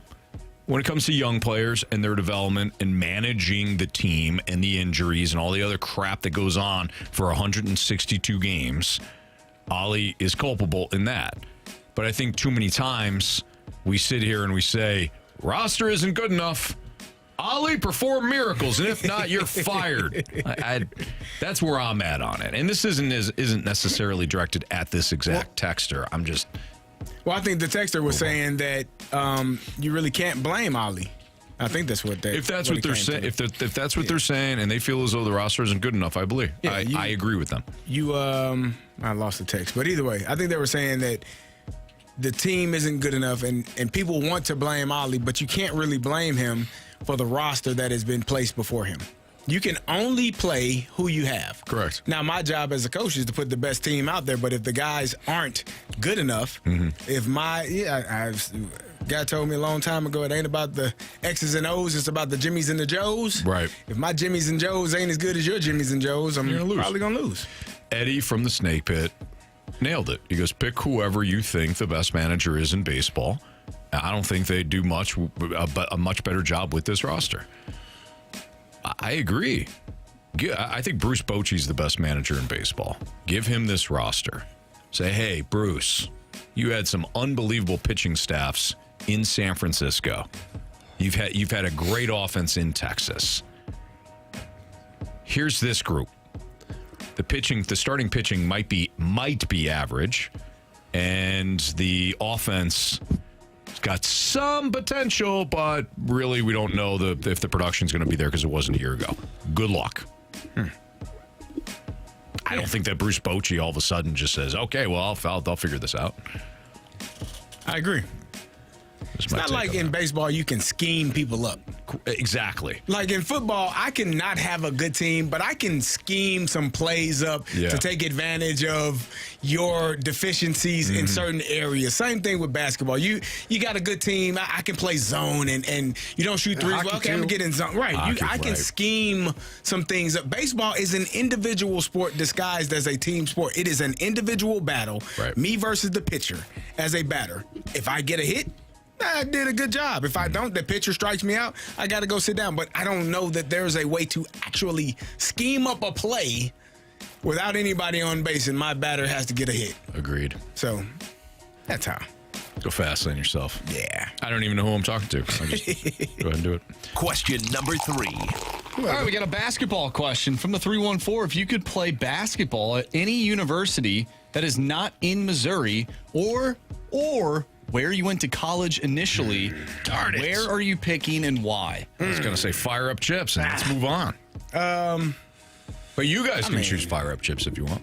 I'm sorry. What the? What was that? I laughed way too loud. You could be part of the. You could be part of the difference. I laughed way too loud. Instead of I'll just go to UConn or I'll just go to Kentucky. Like, growing up, it would have been the Georgetown Hoyas playing for John Thompson. Like that was. I mean, you got AI, Dikembe, the '90s were all. Man, Everybody had a Georgetown starter jacket. Yeah.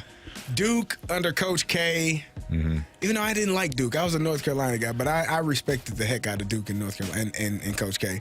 But North Carolina would be another one. School's too hard there. Nah, not really. Not really. What about you, Jamie? He said Arizona State. For me, Florida, Arizona State. I think Jamie wants to play basketball. I don't think he's worried about the I basketball. like playing basketball, but Yeah. Jamie's on the practice squad. not at all, boys. Jamie doesn't even dress. Fine with me. Nope. He ain't worried about it at all. Oh, no, you got to dress. Dressing helps you around campus. You got to dress. Yeah. Yeah. Yeah, I'd follow Jamie to Arizona State. Be Jamie and I. roommates. Yeah. It'd be good. It'd be fun. We'll continue our sports six-pack next on 101 ESPN.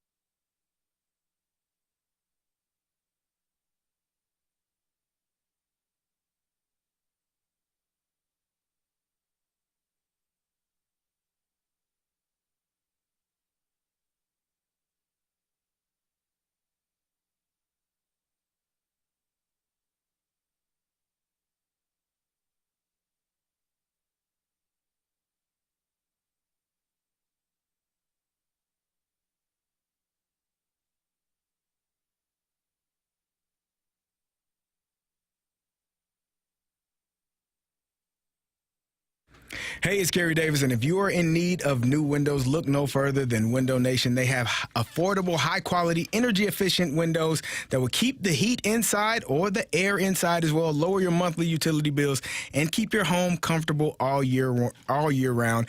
And if you're talking about affordable, right now you get 2 windows with every two you buy, 0 down, 0 payments, and 0 interest for 2 years.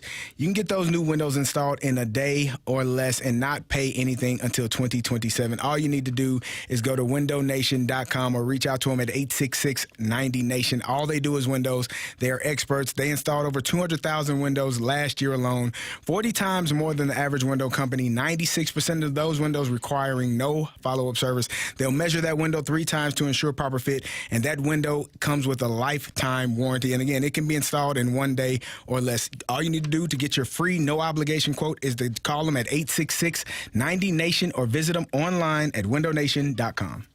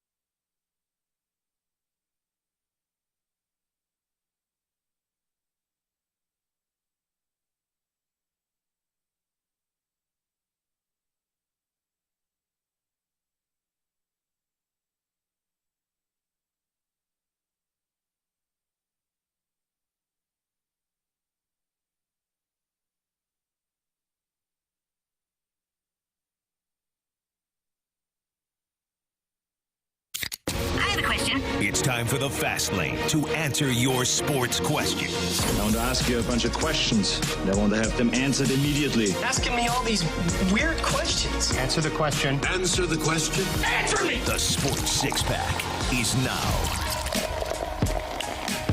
It's a Fast Lane on 101 ESPN with Jamie Rivers and Andrew Marsh and Carey Davis. I'm Anthony Stalter. Marsh, let's continue that Sports Six-Pack. Question number 4. All right, this next one comes from the Water Boy. Pie Day. What is your favorite type of pie? Anthony will probably criticize everyone's taste. Probably. Marsh, did you say that or did Gator? No, the Water Boy said Or the Water Boy? Yeah, the Water Boy said that. Water Boy's not a fan of me for some reason. Oh, that's not true. Something happened between Water Boy and I just don't know. You know what it is. Maybe you looked at him funny at Hot Shots a couple months ago. What, dude? No, I had a great interaction. You know what it is. Well, what was it? Gridiron guys. Well, why doesn't he hate you then? What, you want him to hate me? He just blames me for the Gridiron Guys' It's your fault? show, too. Exactly. It's our show. It's your show, too. No, don't you dare. Mister, I'm not going to take accountability. How dare you? No, I'm not going to criticize everybody's favorite pie. Go for it. For me, it's I like pecan pie. Okay. Well, ice cream, even though I'm lactose intolerant. But, not great. It's funny when you get talking like that because you're like, I'm going to still eat it, though. I'm going to do it. And you get jacked up. What about you, Jamie? Well, guys, I like all kinds of pie. Quite honestly, it's. I don't know if I can pick one favorite one. I just like all of them so much. Jamie, you pick a damn pie right now. It's the Six-Pack, and we have to answer questions from the Six-Pack. It's just so hard, Anthony, to pick. Okay, fine. Sounds like Jamie hates the second Sports Six-Pack, right? Yeah, he does. He's aligned with Marsh now. My favorite's pumpkin pie. It was a good pie with some whipped cream. Oh, yeah. I like sweet potato pie. That's good stuff. That's a good one. Yep. Gator says chocolate mousse pie. That's phenomenal. What about shepherd's pie? Pretty good. No. It's not really a pie. Well, it's called shepherd's not pie. quite the Yeah, I'm gonna say no. Not that I hate it or anything. I actually like it. It ain't pie. It's fine. But Why is it called shepherd's pie? I don't know why they call it that. Somebody ran out of names. I like a good rhubarb pie. You ever had no, that? you don't. Nobody likes rhubarb pie. See, Anthony. It's good, man. I swear to you. You say I like all pies, and then you come back with rhubarb. See, Anthony criticized Jamie's answer. You like them all. You can't pick just one. I didn't criticize everyone's What'd pie. he say? It says, see, Anthony criticized Jamie's answer. And he criticized shepherd's pie. He did. That's 2 out of 3. He did. Carey disqualified shepherd's pie as even being a pie. It's named pie, but it's not really pie. Yeah. It's not actually pie at all.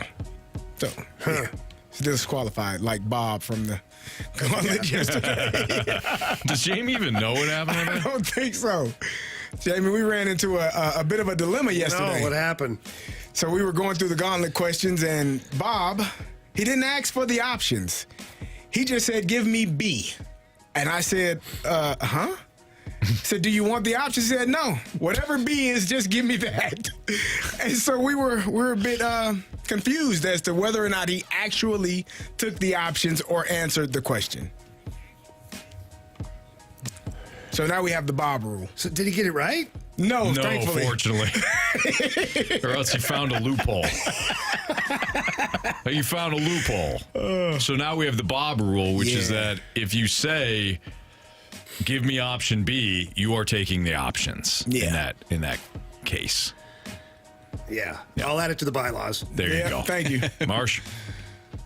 Question number 5. From the 217, Anthony, I was watching random highlight videos last night. Mm-hmm. And I came across Game 7 of the 06 World Series. That wasn't a thing. So whatever game it was, there was not 7 games in the 2006 World Series. Okay. But came across this highlight. That's true. It's 4. There's 5. There are 5. I mean, excuse me. What did Dunk say about dropping that fly ball right before Sean Casey hit the home run?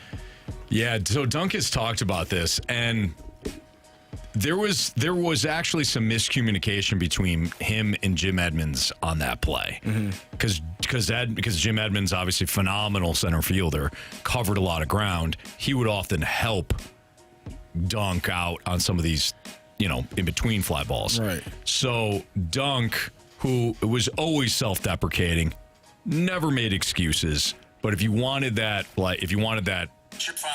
exactly what happened. Oh God, my mom. What is going on? What is that? Jamie, all right? Huh? What was that?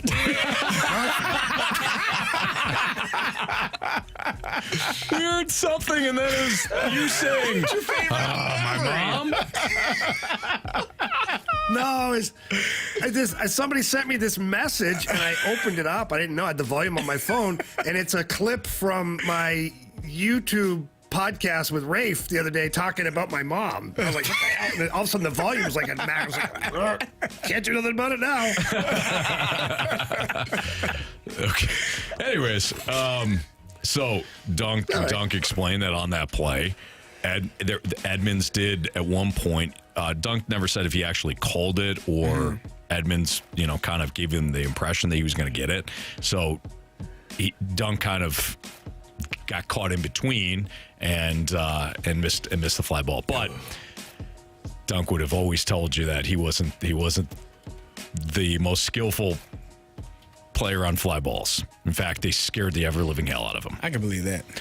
But yeah, he, as you can imagine, he was just wrecked about it once Sean Casey came up and hit the home run.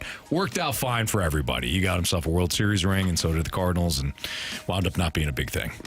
In fact, the biggest thing in that whole World Series, of course, was the fact that the Tigers pitchers threw away balls, defensively themselves. So Dunk wasn't even the biggest defensive problem in that series. It was the Tigers, fortunately. All right, it's Fastlane on 101 ESPN. We've got, speaking of the Gauntlet is next on 101 ESPN.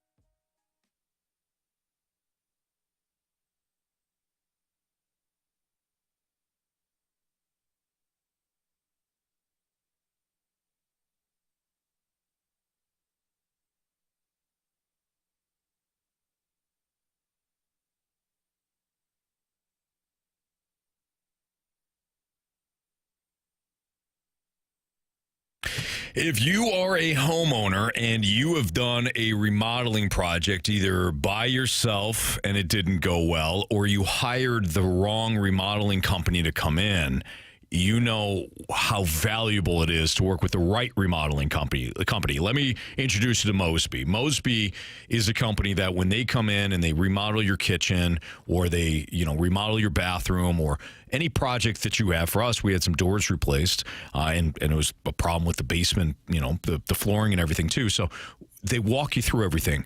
If it is a design project, they have the best designers. They match your style. They give you options. If you only say, like, hey, I only want 3 options, great, no problem. They'll lay out the best 3 options that they feel fit for you. If you're somebody that loves to have 20 or so options, they'll do that too. But when it comes to Mosby, they've got the right design team. They have honest pricing too. So if you ever had a project where a contractor stops halfway through because they start another project, or they delay constantly, they add to the price because this is going to be a lot more than I originally made the offer for, like quoted. They quoted you for something, like it's terrible. It winds up being a terrible process. But Mosby Building Arts, they do honest pricing, high quality work, designers with great taste, like I was talking about before. They know how to do a job well. Don't risk hiring the wrong team. Call Mosby Building Arts, 314-909-1800, or visit callmosby.com to schedule your free consultation today and see the difference for yourself. Mosby Building Arts, the right remodeling company.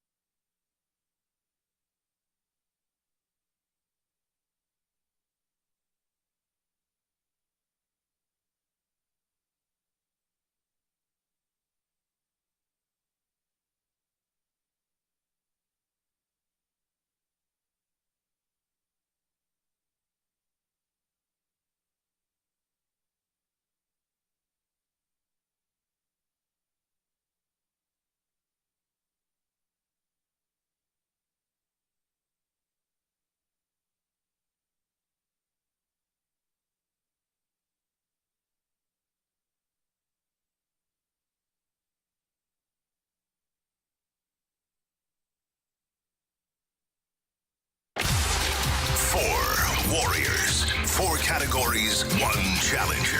Can you survive the Gauntlet? Brought to you by Blue Note Roofing. Roofing, siding, and gutters. Visit BlueNoteRoofingSTL.com for a free inspection. All right, time for the Gauntlet here in the Fast Lane on 101 ESPN. Jamie Rivers, Andrew Marsh, Carey Davis, and Anthony Stalter. 405, your time check is brought to you by Clarkson Jewelers, an officially licensed Rolex jeweler. And we welcome in Connor to the program. What's up, Connor? Not much. How's it going, guys? Not much, man. Things are going pretty well for a Friday here, right? Connor, would you like to take on Jamie, Marsh, Carey, or me in the Gauntlet? Let's go, CD. Carey Davis. Good luck, Connor. Thanks, you too. All right, that Jamie. delay is pretty good. Really that delay is pretty good with Jamie. I know. Sorry, boys. It's bad today. That's all right. No problem. Here we go. Connor, go ahead and tell Andrew Marsh to spin that wheel. Marshy, spin that wheel. What are you hoping for, Connor? Hockey. Oh, you're just going to say it. Okay. Wow, let's see if the wheel rewards your confidence. Marsh. Oh, it's at the... Ooh. It is not hockey. In fact, it is... I didn't really want hockey anyway. Well, okay. Did you actually fool the wheel? Maybe. Okay. Well, what did you want? Random? It's not random. What do you got? It is football today. Football today. All right. Football against Carey Davis. All right, Connor, as you know, you're going to get 4 football questions, all worth 2 points unless you ask for the options. If you ask for the options, those questions become worth 1 point. Are you ready? Ready. All right. The Battlehawks. I looked down. I thought it was at the Blackhawks. I almost said, Marsh, what are we doing here? The Battlehawks start their 2025 regular season on March 28th on the road against which team? Options, please. The Arlington Renegades, the Houston Roughnecks, or the Michigan Panthers? Roughnecks, final answer. All right, question 2. Joey Bosa played his college football at which university? Options, please. Was it Arizona State, Michigan State, or Ohio State? Ohio State, final answer. Question number 3. What year was the last year the Chargers played their home games in San Diego? 2019 or 2020? 2020, final answer. All right, Connor. Final question. In the Eagles' recent Super Bowl victory over my Kansas City Chiefs, it literally says over Anthony's Kansas City Chiefs, how many points did the Eagles score?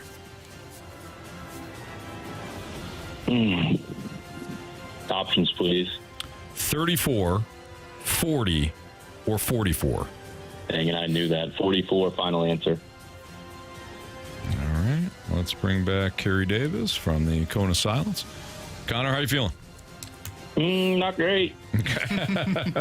You never know with Carey. There's at least one date question on here, which typically screws him up.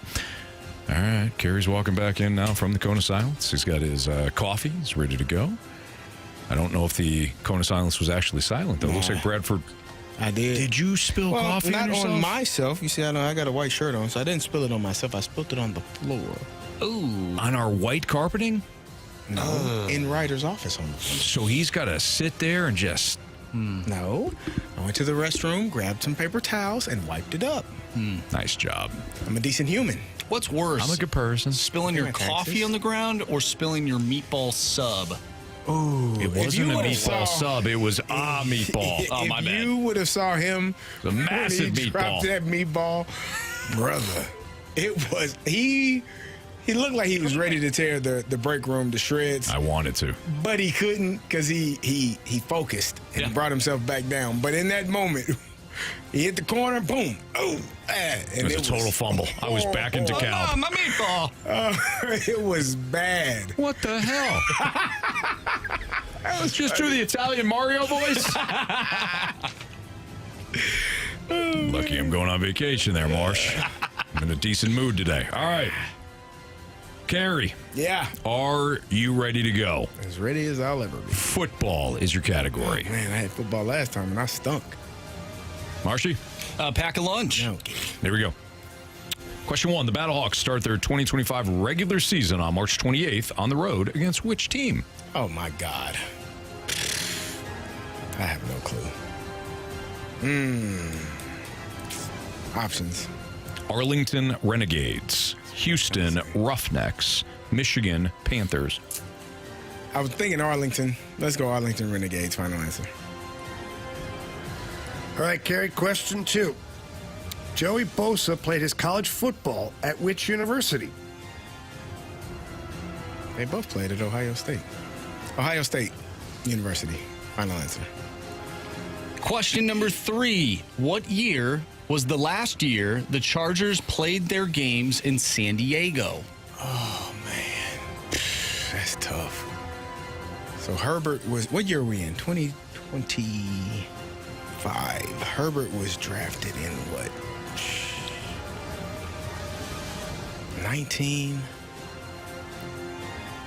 Phillip Rivers was going back and forth for a year. Oh, man, this is terrible. I hate the year questions. Was it the same year? Oh, it's either 2016 or 2017. Let's go. I think it's 2017. Final answer. That didn't feel good. Carey, question 4. In the Eagles' recent Super Bowl victory over my Kansas City Chiefs, how many points did the Eagles score? Oh, hell. Can't even ask me questions like... I think if I get... Was it 50? Or was it 48? 50-something? Was it 50? Give me the options, please. 34. No. 40. 44. Ooh. Was it 44? I think it was 44. Let's go. I think it was 40. Let's go 40. Final answer. All right. Let's go over these. The Battlehawks start their 2025 regular season on March 28th on the road against which team? Connor, with the options, said the Houston Roughnecks. Carey, with the options, said the Arlington Renegades. Jamie, correct answer is... The Houston Roughnecks. Connor takes a 1-point lead over Carey Davis. Joey Bosa played his college football at which university? Carey, you said, well, both Bosa brothers played at Ohio State. Ohio State. Connor also said Ohio State. Marshy, correct answer is... It is the Ohio State. But Carey did not use the options, so we have a 2-2 tie between Connor and Carey today. What year was the last year the Chargers played their games in San Diego? Carey, without the options, said 2017. Connor, without the options, said 2020. Jamie, correct answer is... 2016. I knew it was one of the 2016. So we have a 2-2 tie. Comes down to this. In the Eagles' recent Super Bowl victory over my Kansas City Chiefs, how many points did the Eagles score? Connor, with the options, said, wow, I should have known this is 44. That's what he said, 44. Might be right. Carey said, 50, 48. Heard the options. Didn't take 44, which is the higher number. He settled on 40. One of you is correct. If it's 44, Connor advances and he'll play somebody on Monday. But if it's 40, Carey Davis avoids the penalty box and sends Connor home with an L. Connor. You have chosen poorly. You lose. It was 40 points. Connor, sorry, man. I don't know if I would have remembered that either. I probably would have taken 44. I stopped. I didn't think it was 44. Yeah. You stop. I mean, after a while, you're like, okay. It's over. It was like 40-17 or 40-21, something like that. Nobody remembers. Yeah. As a Good job, Chiefs Connor. fan, you definitely want to forget that game. Yeah, no doubt. So yeah, that makes absolutely. sense. Yep. And I did. I forgot really the second it was over because I became a Falcon fan again. Wow. Connor, have a great weekend. Thanks for listening and thanks for playing. Thanks, you guys, too. Go Blues. Go Blues. See you, buddy. Carey, what's your deal? What Kind of did I gave do? me a dirty look, like, shame on you. No. Because I became a I saw Falcon it fan. too. I wouldn't give you a dirty Yeah, look. thank you, Jamie. I appreciate that. Jamie saw it from his hotel room. Sometimes my face It looks like does someone things. farted in his mouth. Yeah, it certainly did, didn't it? It certainly did. Sometimes my face does things. I don't have an answer. Oh, okay. But I'm sorry, Anthony. Nope, I'm just sorry that you feel that way. There it is. All right. It's fast on 101 ESPN. How can small market MLB teams compete in the contract extension market? You'll hear from Tim Britton, who discussed that very topic, and we'll react to some of the things he said. That's next on 101 ESPN.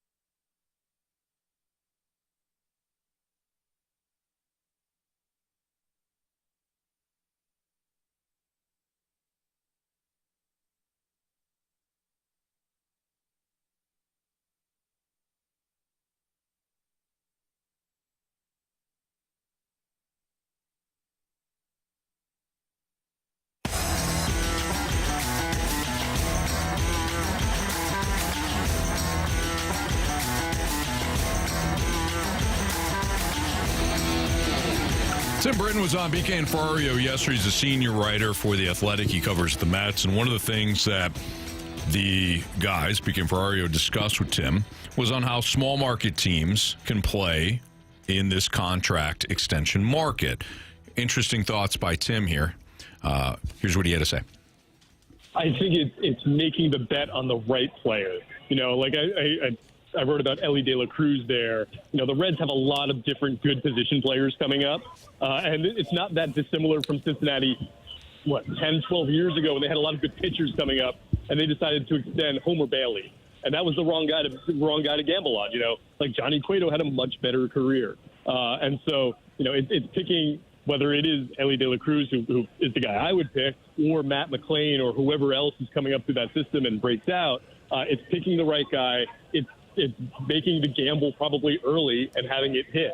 You know, there's risk to that, of course, and a risk in a different way than when it used to be, okay, you could sign this guy for 7 years and $80 million, and now it's 12 years and $300 million. That's a much larger risk if it doesn't work out.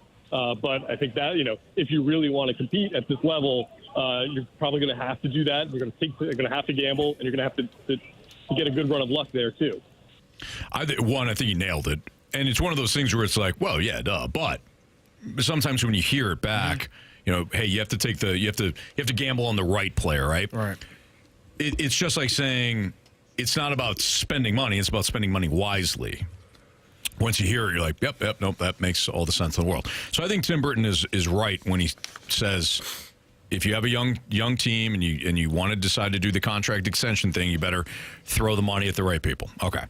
But are the Cardinals in a position right now to gamble on a long-term contract with one of their young players?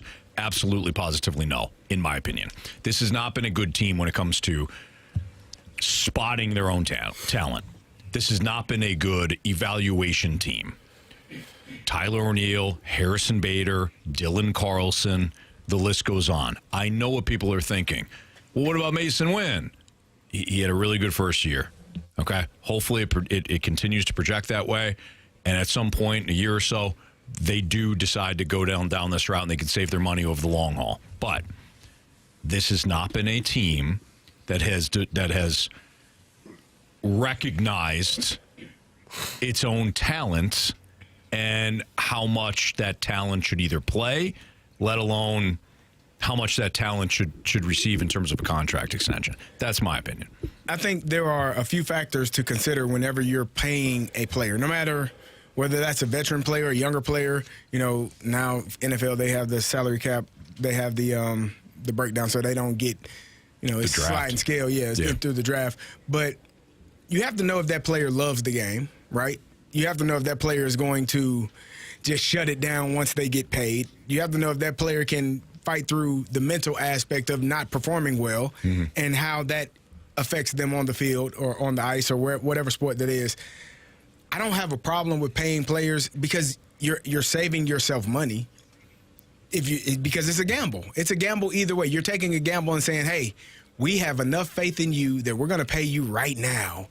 And end up paying you probably $100 million less than you would get if I wait 2 more years. Mm-hmm. The flip side of that is that player could not perform at the level that you need him to. Or it's a gamble. I'm going to wait because I ain't seen enough, and now that number skyrockets. Sure. And you can't afford them. So it's a gamble either way you go. I think you have to evaluate the player both on the field and off the field and know who they are, what makes them tick, how do they really love this game, and would they play for free? Because those guys generally don't care how much money they're making. They show up every single day, have great work ethic. They don't worry about the outside noise. If they're in a slump, they're going to still keep working their butts off and not going to be, you know, up and down on the roller coaster depending on what their day is looking like. They're just going to show up and do their job. Mm-hmm. And I think you have to evaluate all of those things, and you have to know the type of player that you have to see it, and then you have to go ahead and pounce on it and go ahead and make sure you pay them. Yeah. Yeah, I'm with you, Anthony. I don't think anybody's there yet. I mean, everybody's excited about Mason Wynn, and so am I, for that matter. I don't have 1 ounce of negativity towards the way he plays, but he also has only played 1 season in its entirety. Let's see what it looks like after this year, and maybe after this season, if he shows that he's equally as consistent, maybe even an uptick in his offensive output, then maybe you kick the tires and see what a long-term deal would look like, because he is a bit of a freak athlete, and if he's trending in a direction where you think it's going to be a continued ascension in his development, but you know, otherwise, I just don't see anybody else on the roster where you're like, oh man, got to get him signed now. Like, it doesn't feel urgent yet. Yeah, I mean, you hope that there comes a point where Mason Wynn is so good that they approach him with a contract extension. Same thing with Jordan Walker. Like, you hope that these players get to that point, but I don't think for an organization that has struggled in this area, I don't think it's a bad idea to wait. And yeah, it might cost them a little bit more when it's all said and done, but at least you're paying for something that you have a better feel for at that point. So that's kind of where I'm at here. Tim brought up some really good points. If you're going to be a team that's not going to spend big in free agency, you better get it right with your own players. And that, I think, was his main point in all this.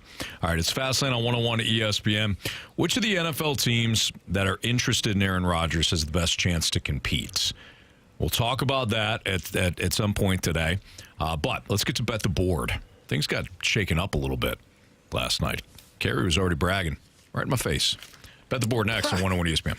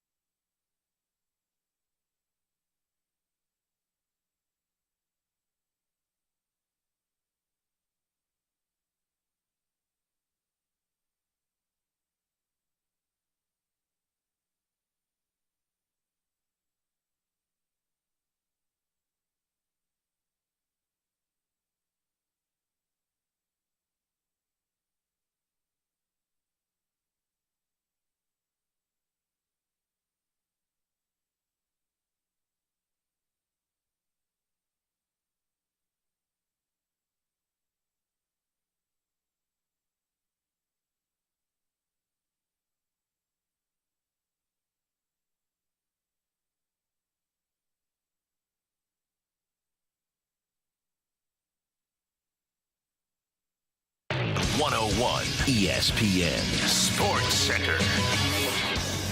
I'm Andrew Marsh. It's time for a Sports Center update driven by Johnny Londoff Chevrolet and Johnny Londoff Autoplex. The Blues fall to the Pittsburgh Penguins last night by a final score of 5-3. They'll take on the Minnesota Wild tomorrow, and you can listen to that game right here on 101 ESPN. Pregame starts at 6. Puck drop is at 7.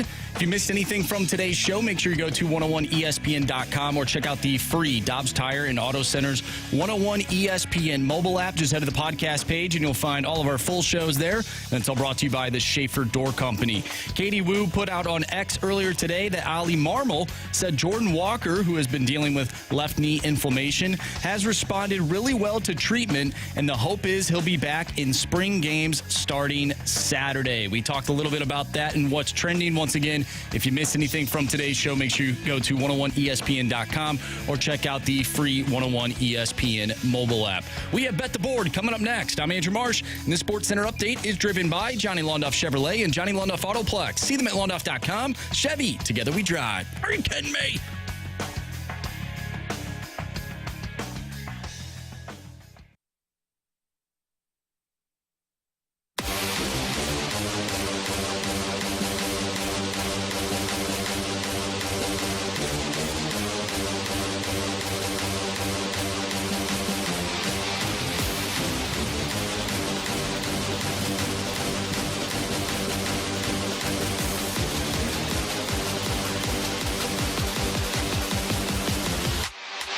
It's Fastline on 101 ESPN. Time to bet the board.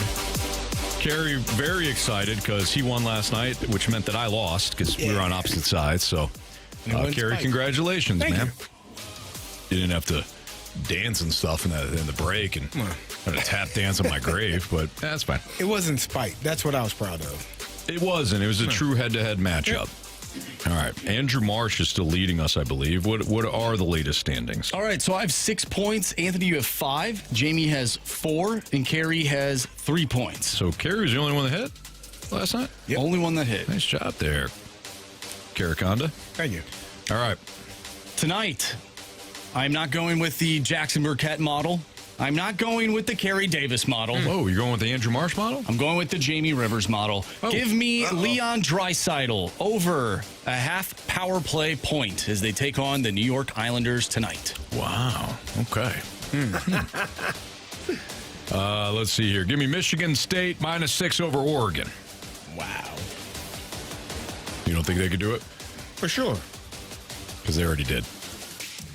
Win. It's over. They won by 10 earlier. I'm kidding. Mizzou, give me Mizzou, Florida over 162.5.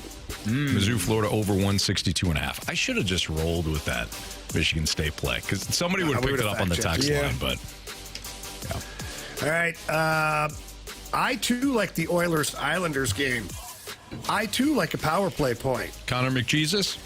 He had 2 points last night. Not a power play point, but he'll have one tonight. Connor McJesus, power play point. Take the over at +135.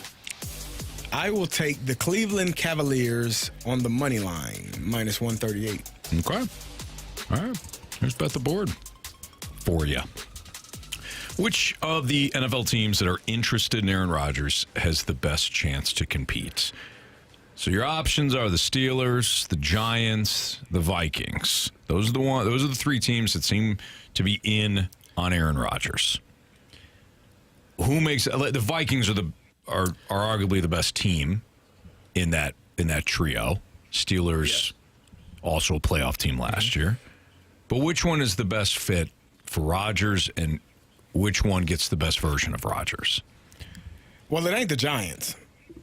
Like, the Giants are just, I mean, you're not going to. You've tried that. So he's already right there. He's living there. Yeah, I know. But New York Jets, Giants, they're kind of the same right now. They wear different colors. They play in the same place, but they're pretty much the same team. Right. Neither of them good.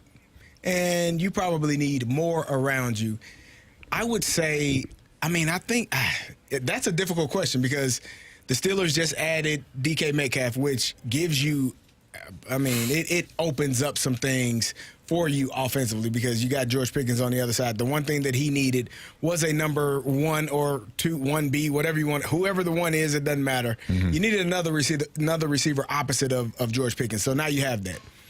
And then if you look at the Vikings, I mean, they got guys and they got a really good defense. Like they did a great job and I think, the way that they played, Justin Jefferson, one of the best receivers in the league right now, like you can get the ball to that guy and make things happen. So, honestly, I don't think either one of those places would be a bad landing spot if he's healthy. It's a good spot for him. Is he a good spot for them? Is the question. Yeah. Like as a quarterback, I want to be able to throw to DK Metcalf or George Pickens or Justin Jefferson. Sign me up. Right? Jordan Addison, sign me up. TJ Hawkins, Pat Freiermuth. Hell yes. I will be happy to be there. But is he a good fit for those teams? Because I don't know what version of Aaron Rodgers you're getting. Yeah. I don't think he has the arm strength that he once had. He's always been able to kind of throw off his back foot and not step into his throws because he had elite arm strength. But at 40 plus, I don't know that that's there anymore. The decision making, the throwing teammates under the bus, is he going to be a good teammate? Like all of those things are questions you have to ask yourself before you bring a player into your locker room at any position, let alone at the quarterback position. So I think they're good fits for him. I don't know if he's a good fit for them. What about you, Jay? Yeah. I agree with Carey, but if we're just going off the premise that, what team is a contender, I think that's what you said. Which teams that are interested in Rodgers has the best chance to compete? Yeah, to compete. Well, like Carey said, the Giants, forget about it. But I guess Saquon Barkley. I think he left. Yeah. No, they don't. No, they don't. Did you watch the Hard Knocks episode that had me thinking they were going to be good? Yeah, they did. They re-signed him. They should have. I'd take Carey totally fooled, by the way. That music, man. No, I look at Kevin O'Connell. Damn editing. I look at Kevin O'Connell and what he was able to do with Sam Darnold. And, I know Rodgers is at the end of his career and whatnot, but I feel like Kevin O'Connell is the smarter offensive guy out of all of the coaches and will build a system around what Aaron Rodgers can do, if anything, at this point. It's nice to have the weapons of Pickens and DK Metcalf, but if overall the scheme doesn't match what Aaron Rodgers can actually do, then, I don't know. I don't think your guy there, Artie Smith, is going to have the same kind of impact on Aaron Rodgers that Kevin O'Connell would. So I would have to say the Vikings for me. You bite your tongue. Artie, the one-man party. He would be awful for Aaron Rodgers. Terrible for Aaron Rodgers. I completely agree, Jamie. Actually, you know Terrible. What? Looking back at it, thinking about now that I kind of processed something, you sparked something for me, Jamie. It might be good for Aaron Rodgers to go to Pittsburgh. Uh-oh. Here's why. He's going to run whatever the hell he wants to run. That's true. He ain't going to worry about, Artie the party. He'll install his offense. Veto whatever you stand. We're not running that. Hey, So here's what we're doing. And so the offense might actually click if he's healthy. It's not a bad point. Not bad. The answer, of course, is the Vikings. Jamie's absolutely right. Give him Kevin O'Connell.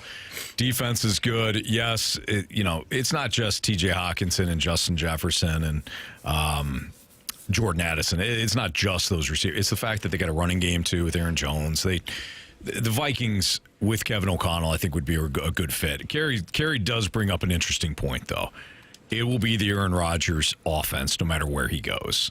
Unless, though, again, I think Kevin O'Connell, I think Kevin O'Connell will do some things to make Aaron Rodgers comfortable if he winds up in Minnesota, but I don't think he'll just completely throw out his offense. I mean, all Kevin O'Connell has to do is, hey, I made Kirky football look like a decent player. Sam Darnold is best career under me. Like, I respect your game, Ron. You won a Super Bowl. That's fantastic. You won a Super Bowl, over a decade ago. Congrats. Sit down, shut up, drink your ayahuasca, get high as a kite, and let's win some games. Marsh, your thoughts on your Minnesota Vikings potentially signing Aaron Rodgers? So I've been thinking about this almost in like preparation for them to actually sign him. And if they do, like, I have to convince myself to be all on board for it. Otherwise, I'm going to be spending the entire fall miserable. Sure. But for me, I think the culture there in Minnesota is good enough to not let the Aaron Rodgers outside noise play that big of a factor in everything for next year. Yeah. Like, I really do. I think what Kevin O'Connell has built there, I think there's a bunch of other veterans in there that have established like a really good culture in Minnesota. I think it could end up being a good team. I do think that if Aaron Rodgers is on that team, the offensive line is completely different. It's way better than what he had in New York. Yeah, that's for sure. I just wonder what things would have looked like if that offensive line was decent in New York. Yeah. So with that being said, I could see him doing well. And then I think the other question is, and Carey, you've brought this up about J.J. McCarthy. This team, I think right now, outside of the quarterback, is built to, I don't want to say win the Super Bowl, but like be a pretty damn good team. And who gives you a better chance to try and win a Super Bowl? Is it Aaron Rodgers or is it a guy who hasn't played in the NFL yet? It's a guy who hasn't played in the NFL yet. Wow. You're not an Aaron fan? I don't think Aaron Rodgers can play anymore. Like, I know he had. I realized that the final counting stats are good last year. Yeah. Who did that come up against? Tennessee? Because I remember the Jets playing the Vikings overseas, and Aaron Rodgers was a complete dumpster fire. Now I realize, he's further removed off the Achilles and all that stuff. I think that should be factored in. But I think he was done 3 years ago. And I said as much. His last year in Green Bay? His last year in Green Bay. Yeah. When he was traded to the Jets and everybody made a big deal out of it. And look, I'm wrong all the time. You guys know that.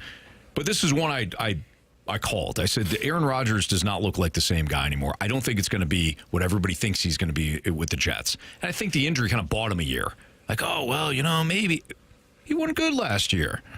Threw for 4,000 yards. Great. 2 games against the Patriots. He had a Titan game that he lit him up. There was another team that he faced late in the year that stunk. That I think he had a good game. Maybe it was Jacksonville. I think Jacksonville had a big game against. So what? Like, I don't think he's good anymore. I would rather go with J.J. McCarthy, quite frankly. And I'm not saying J.J. I don't know what J.J. McCarthy is.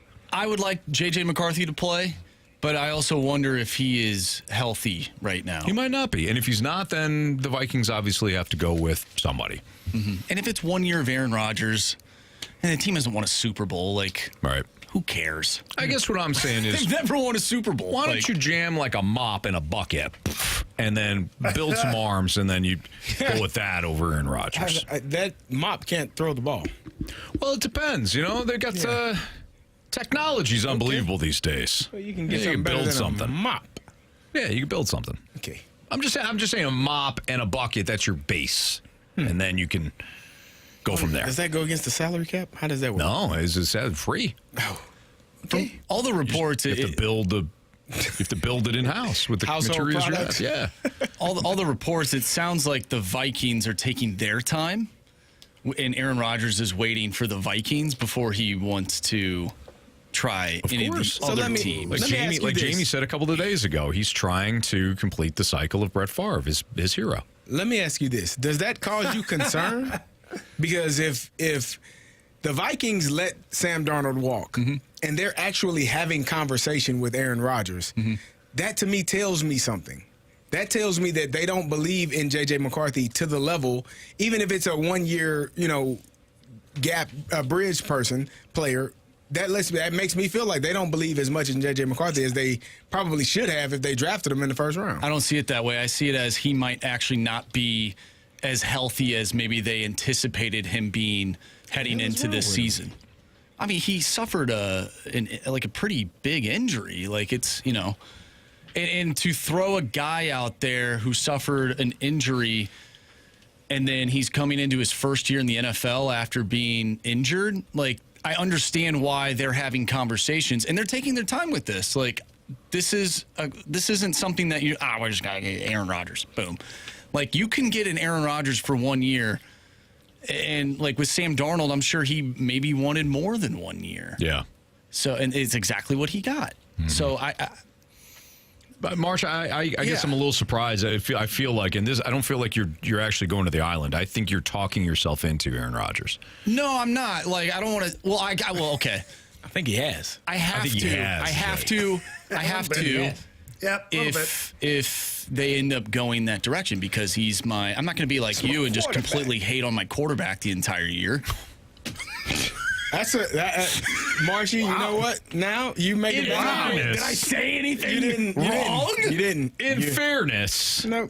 I did cheer for him for a little window there after the Bucs game. And what did he do? He turned around and rewarded my praise and my faith by throwing our season away. How about this? Don't you spew your hate at me. I hope Rodgers goes to Minnesota now. Me too. You know why? Because it would give us a lot of content. Good. That's what I want. We'd have a ton of content out of it. And I want to see you cry again. I'm not going to cry, Anthony. Just like when the Cardinals blew that lead in the 9th, and I was there for you. And then I get shots. Wow. Anthony, you were the reason why they blew the lead. I was a little bit... Oh, no, he's not going to walk this guy. Helsley. Ever since you said that. I was trying to give some confidence to you. They haven't looked the same. No, they haven't. They really haven't. You BKO'd the Cardinals. No, I was trying to support you. He was so nervous that day, guys. He was like, they're going to blow it. They're going to blow it. I'm like, no, they're fine. They're going to get Harper to pop out. And, yeah. And they walked Harper, I think. And they walked him, and then all of a sudden the train came off the tracks. Yeah. And it's kept going. Just, it's been bad. I don't know where it's going, but it's going. Hugh Gisoli in the snake pit goes, how's the dark room situation in Minnesota? I think it's all dark in Minnesota, right? Like, it's just... No, Minnesota's a beautiful place. Jamie's there right now. But it is. How dark is it outside? It's gorgeous outside. It's not at all, guys. No? Look, I'm surprised that window isn't open. Day here. Is that just Michigan then? Because Michigan's really dark. Beautiful. I thought it's beautiful. I thought it's 1 o'clock, not midnight. Anyways, Fastlane on 101 ESPN. We're going to play Would You Rather next. So if you got a Would You Rather situation that you want to text in, 314-399-9646 is our Air Comfort Service text line. Again, Would You Rather next in the Fastlane.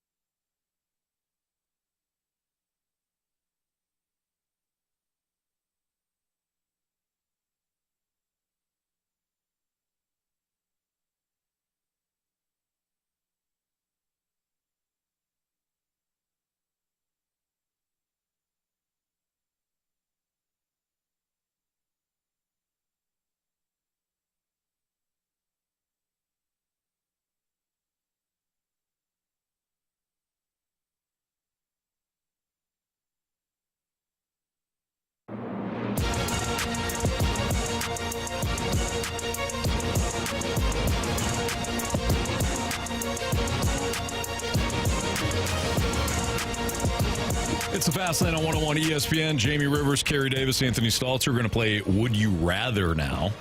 This is always a fun and dangerous game. 314-399-9646, the Air Comfort Service text line. So if you have a Would You Rather scenario that you want to throw at us, we'll play this for the next 5 minutes or so. So, Marsh, fire away. You're already laughing in the break. I was. Do we want a laughy one? Or a laughy one. Do we want a funny one? Or I do we want I want a saddy one. You got a saddy one?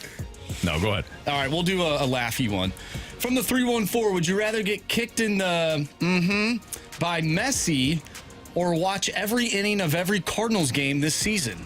I'll take the Cardinals games. Is it one kick? I'll take the Cardinals One games. swift I'll watch kick every inning. to the cojones. One kick could damage him for life. Like, no, thank you. Yeah, could it? Yes. Watching Cardinals every inning could damage you for life as Mentally, sure, but at least I still got my huevos rancheros intact. At least as much as they can be intact. All right. I'm going to kind of get it over with, get it in and get it over with kind of guy. Oh, you want to get hit right in the newts? Then watch. I mean, the Cardinals are good this year. In the it's in the terrible. lower region. I don't think I've ever been kicked. It doesn't last for long. It doesn't last forever. I got kicked. Yeah. What about this? Take a helmet, forearm. Would you rather get long-term damage, though, Carey? You know, some people like that. That is weird. Yeah, I don't know if they like it from Messi, though. Not in this room. Would you rather get kicked in the newts or watch every NFC South game from 2 years ago? Every NFC South game from 2 years ago. All right. At least I'm still watching football. I was going to say that. Ish. What about the Super Bowl on repeat over and over and over again? How many times are I going to watch it? 48 hours. Which one? You know which one. I know which one. No sleep. You know what? Honestly, 3/4 of that game was awesome. So give me the game, and I'll just bear the final quarter and a half. All right, from the 636, would you rather root for the underdog in any league across sports or be the spoiled, rotten fan whose team wins championships multiple times in a decade? Yeah, give me the wins? Championships. You can call me whatever you want. My team's winning. Yeah, that doesn't bother me. Hard to believe you picked that one. What does that mean, Jamie? Oh, Mr. Kansas City Chiefs. Oh, yeah. For a month. If you could trade in your fandom, exactly, you it's would. Worse than anything. If you could get by with it without feeling shame, like I feel no shame. I root for the damn Dodgers, and I don't give a damn what they say. That's terrible. I thought we established yesterday that was all a bit. Yeah. Did we? Well, that's what the texters did. Not him, though. Did we? Huh? I love winning. It's wonderful. Yeah, Come on over to the dark side. Give me that winning. How long have you been a Dodgers fan? Started around, let's say the NLCS of last year. Oh, my gosh.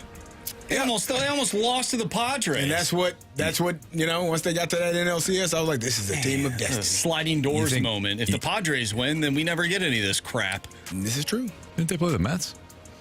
Well, they played the Padres in the DS. They played the Padres they went to Game 5. That's right. That's right. All right. And I knew that they were destined for championship after that. You make it through that fire. You all think I'm bad because I hop on the Chiefs bandwagon when my team gets eliminated, yet this guy hasn't hopped off the bandwagon. I at least hop off. Sure. And I ain't gonna, so quit asking. So quit asking. All right. From the 314, would you rather see Mizzou make it to the Final Four or the Blues make the playoffs? Oh, I honestly Blues would rather. make the playoffs. Oh, no. I would. I mean, how many times are you going to see Mizzou make the Final Four? Next Have year. they ever made it to the Final Four? Actually, yeah, the Final Four is a big deal. Have a chance being one game away from the national championship versus a playoff. We're not talking championship. Yeah, I would rather see. Because I think that would be really cool. Yeah, give me them Tigers. Plus, it ain't gonna happen. So. Okay. He actually means that too. No, I'm serious. He does. I would rather see that. Never say that. Yeah, you just did. Yeah. Yeah. You should. I should pat my damn self on the back. Good job, Carey. That one. Give me Mizzou. All you Mizzou fans, get out of here, huh? Get out of here. Jamie? Wow, Blues. Come on, let's go. That means Jamie gets at least another round of playoff games. Yes, he does. From the 314. Yeah, baby. You selfish. You 7 games, hopefully. Or 4. Maybe we can just sweep the team, you know? Keep going. No, 7's you good. want to go 7. Yeah. My bad. All right, from the 314, would you rather have the Kachuk brothers on the Blues or Connor McDavid? Yes. Kachuk brothers, all day, every day. Yeah, I'm with Jamie. Both of them. Yep. It's not even close. Yep. He get 2 players. Did you guys see the Four Nations tournament? I watched it. Yeah. Imagine those 2 savages together on the same team. I'll take them. My God. I'll take them. Is that it? Oh, God. What's up? You didn't want to ask that one? Oh, yeah, you're right. You You're gotta right. ask You're that right. one. You're right. My bad. All right, this one comes from Jamie's Vacation Speedo. Would you rather have no music to listen to at the gym or have to listen to it on an iPod Shuffle? How is this even a question? Have you worked out without listening to any music? No, I actually the iPod can't do Shuffle it. just slides right in your pocket. It's barely there. Especially one that you got as a gift and just put it He somewhere. doesn't and don't even use know it. where it is. Yes, I do. It's in my house. Where? There was. I think The Office.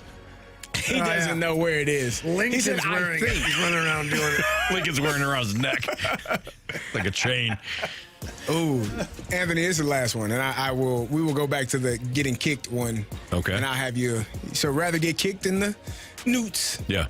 or have to listen to Dave Matthews Band for an entire year. Yeah, kick me in the nuts.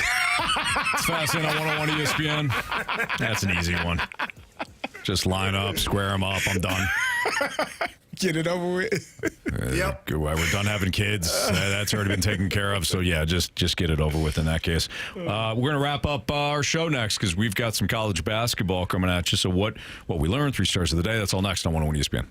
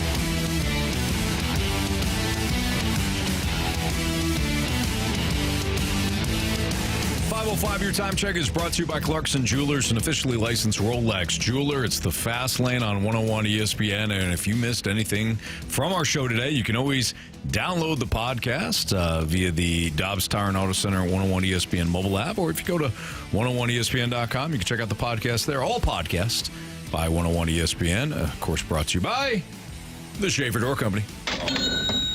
Time to find out what everybody learned today. Starting off with our guy, Jamie Rivers. What did you learn today, Jamie Rivers? Well, I learned today that you can certainly mess with other shows, especially when your Airlink can drop into their show and you just hijack it and have some fun. That's a good call. Yeah. For those that missed it, Jamie decided to expose his 101 ESPN T-shirt to the BK and Ferrario show. They thought it was going to be something else, though. So that was funny. Yes. Carey? I learned that you really want to watch the Cardinals every inning. Yeah. As a matter of fact. As every compared single, to pitch being kicked into the You'd rather watch junk. them than do anything else in this world. You love your Redbirds. Darn right I do. Tip my cap off to you. I bleed red. Yeah. Okay. It's a fact. Yes. Marsh. I learned that you hate rhubarb pie. The 636 says, Anthony, go fast lane yourself. Rhubarb pie is amazing. It's excellent. You know what? I'm not even mad at you saying that because, I mean, come on. You know what I mean? Like rhubarb pie. Like, come on. So, good for you, I guess, you know? Like Carey. You know what I mean? Do you think? Enjoy yourself? Yeah. What I learned today is that I'm not the only one that can fly off the handle when reading a text message that really irritates me. Wow, yes. Our guy, Carey Davis, launched into an epic rant today after reading one text message from a Mizzou fan who was a little upset that we didn't talk enough Mizzou today. And I think we did talk Mizzou, though. And I said I'd rather see Mizzou. Really wasn't even that bad. Make the Final Four. Comparatively speaking, Jamie, you're right. All right, Marsh, what do we got for criticisms and compliments? Well, we're getting a lot of people on the Air Comfort Service text line texting in, telling Jamie Rivers to go have a great birthday. Yes, so our guy Jamie, Sunday is Jamie's birthday, March 16th. What are we turning, Jamie? 50 years old, the baby. big 5-0 for our guy Jamie Rivers. The big 5-0. Jordan Binnington year for you. Binnington year for Jamie Rivers. Yeah, so seriously, man, happy early birthday, brother. I appreciate it, man. Thank you very much. Party at Jamie's. Yeah. I got the key. All right, sure. Let's go, baby. We'll lock up for you. Bourbon won't be there anymore, but you know what? The house will be in decent shape. Depending on your definition of decent. Yeah.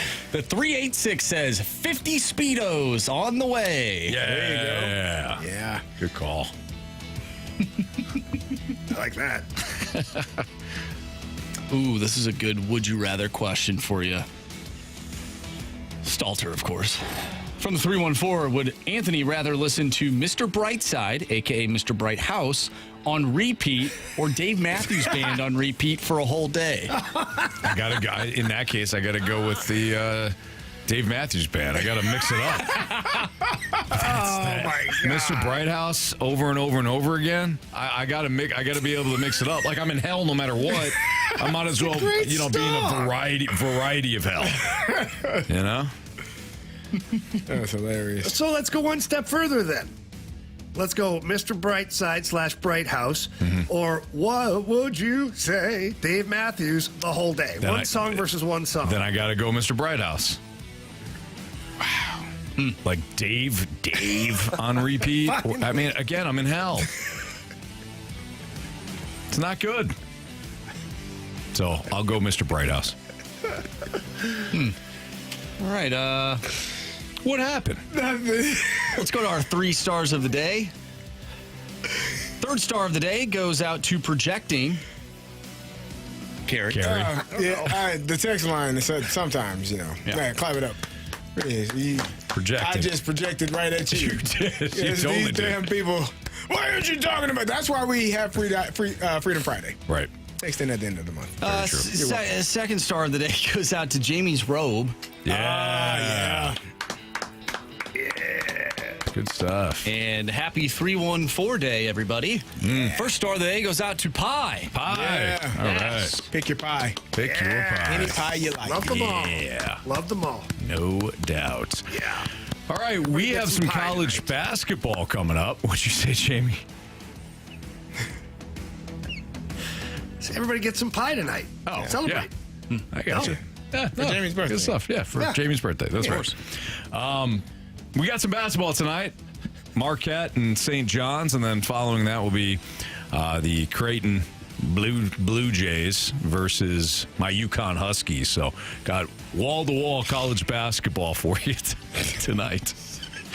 I'm going to be going all next week. It's a spring break for the kids, so we're traveling. Everybody have a great week. I'll miss you. I'll miss you all. I'll miss you too, brother. I'll miss you guys. So everybody have a great week. Trip, Thank you. And be safe tonight, guys. Got some weather in town here with the winds and stuff like that. So everybody be safe. Travel safe. For Andrew Marsh, for Jamie Rivers, happy birthday, buddy, on Sunday. For Carey Davis, I'm Anthony Stalter. Thank you. See you.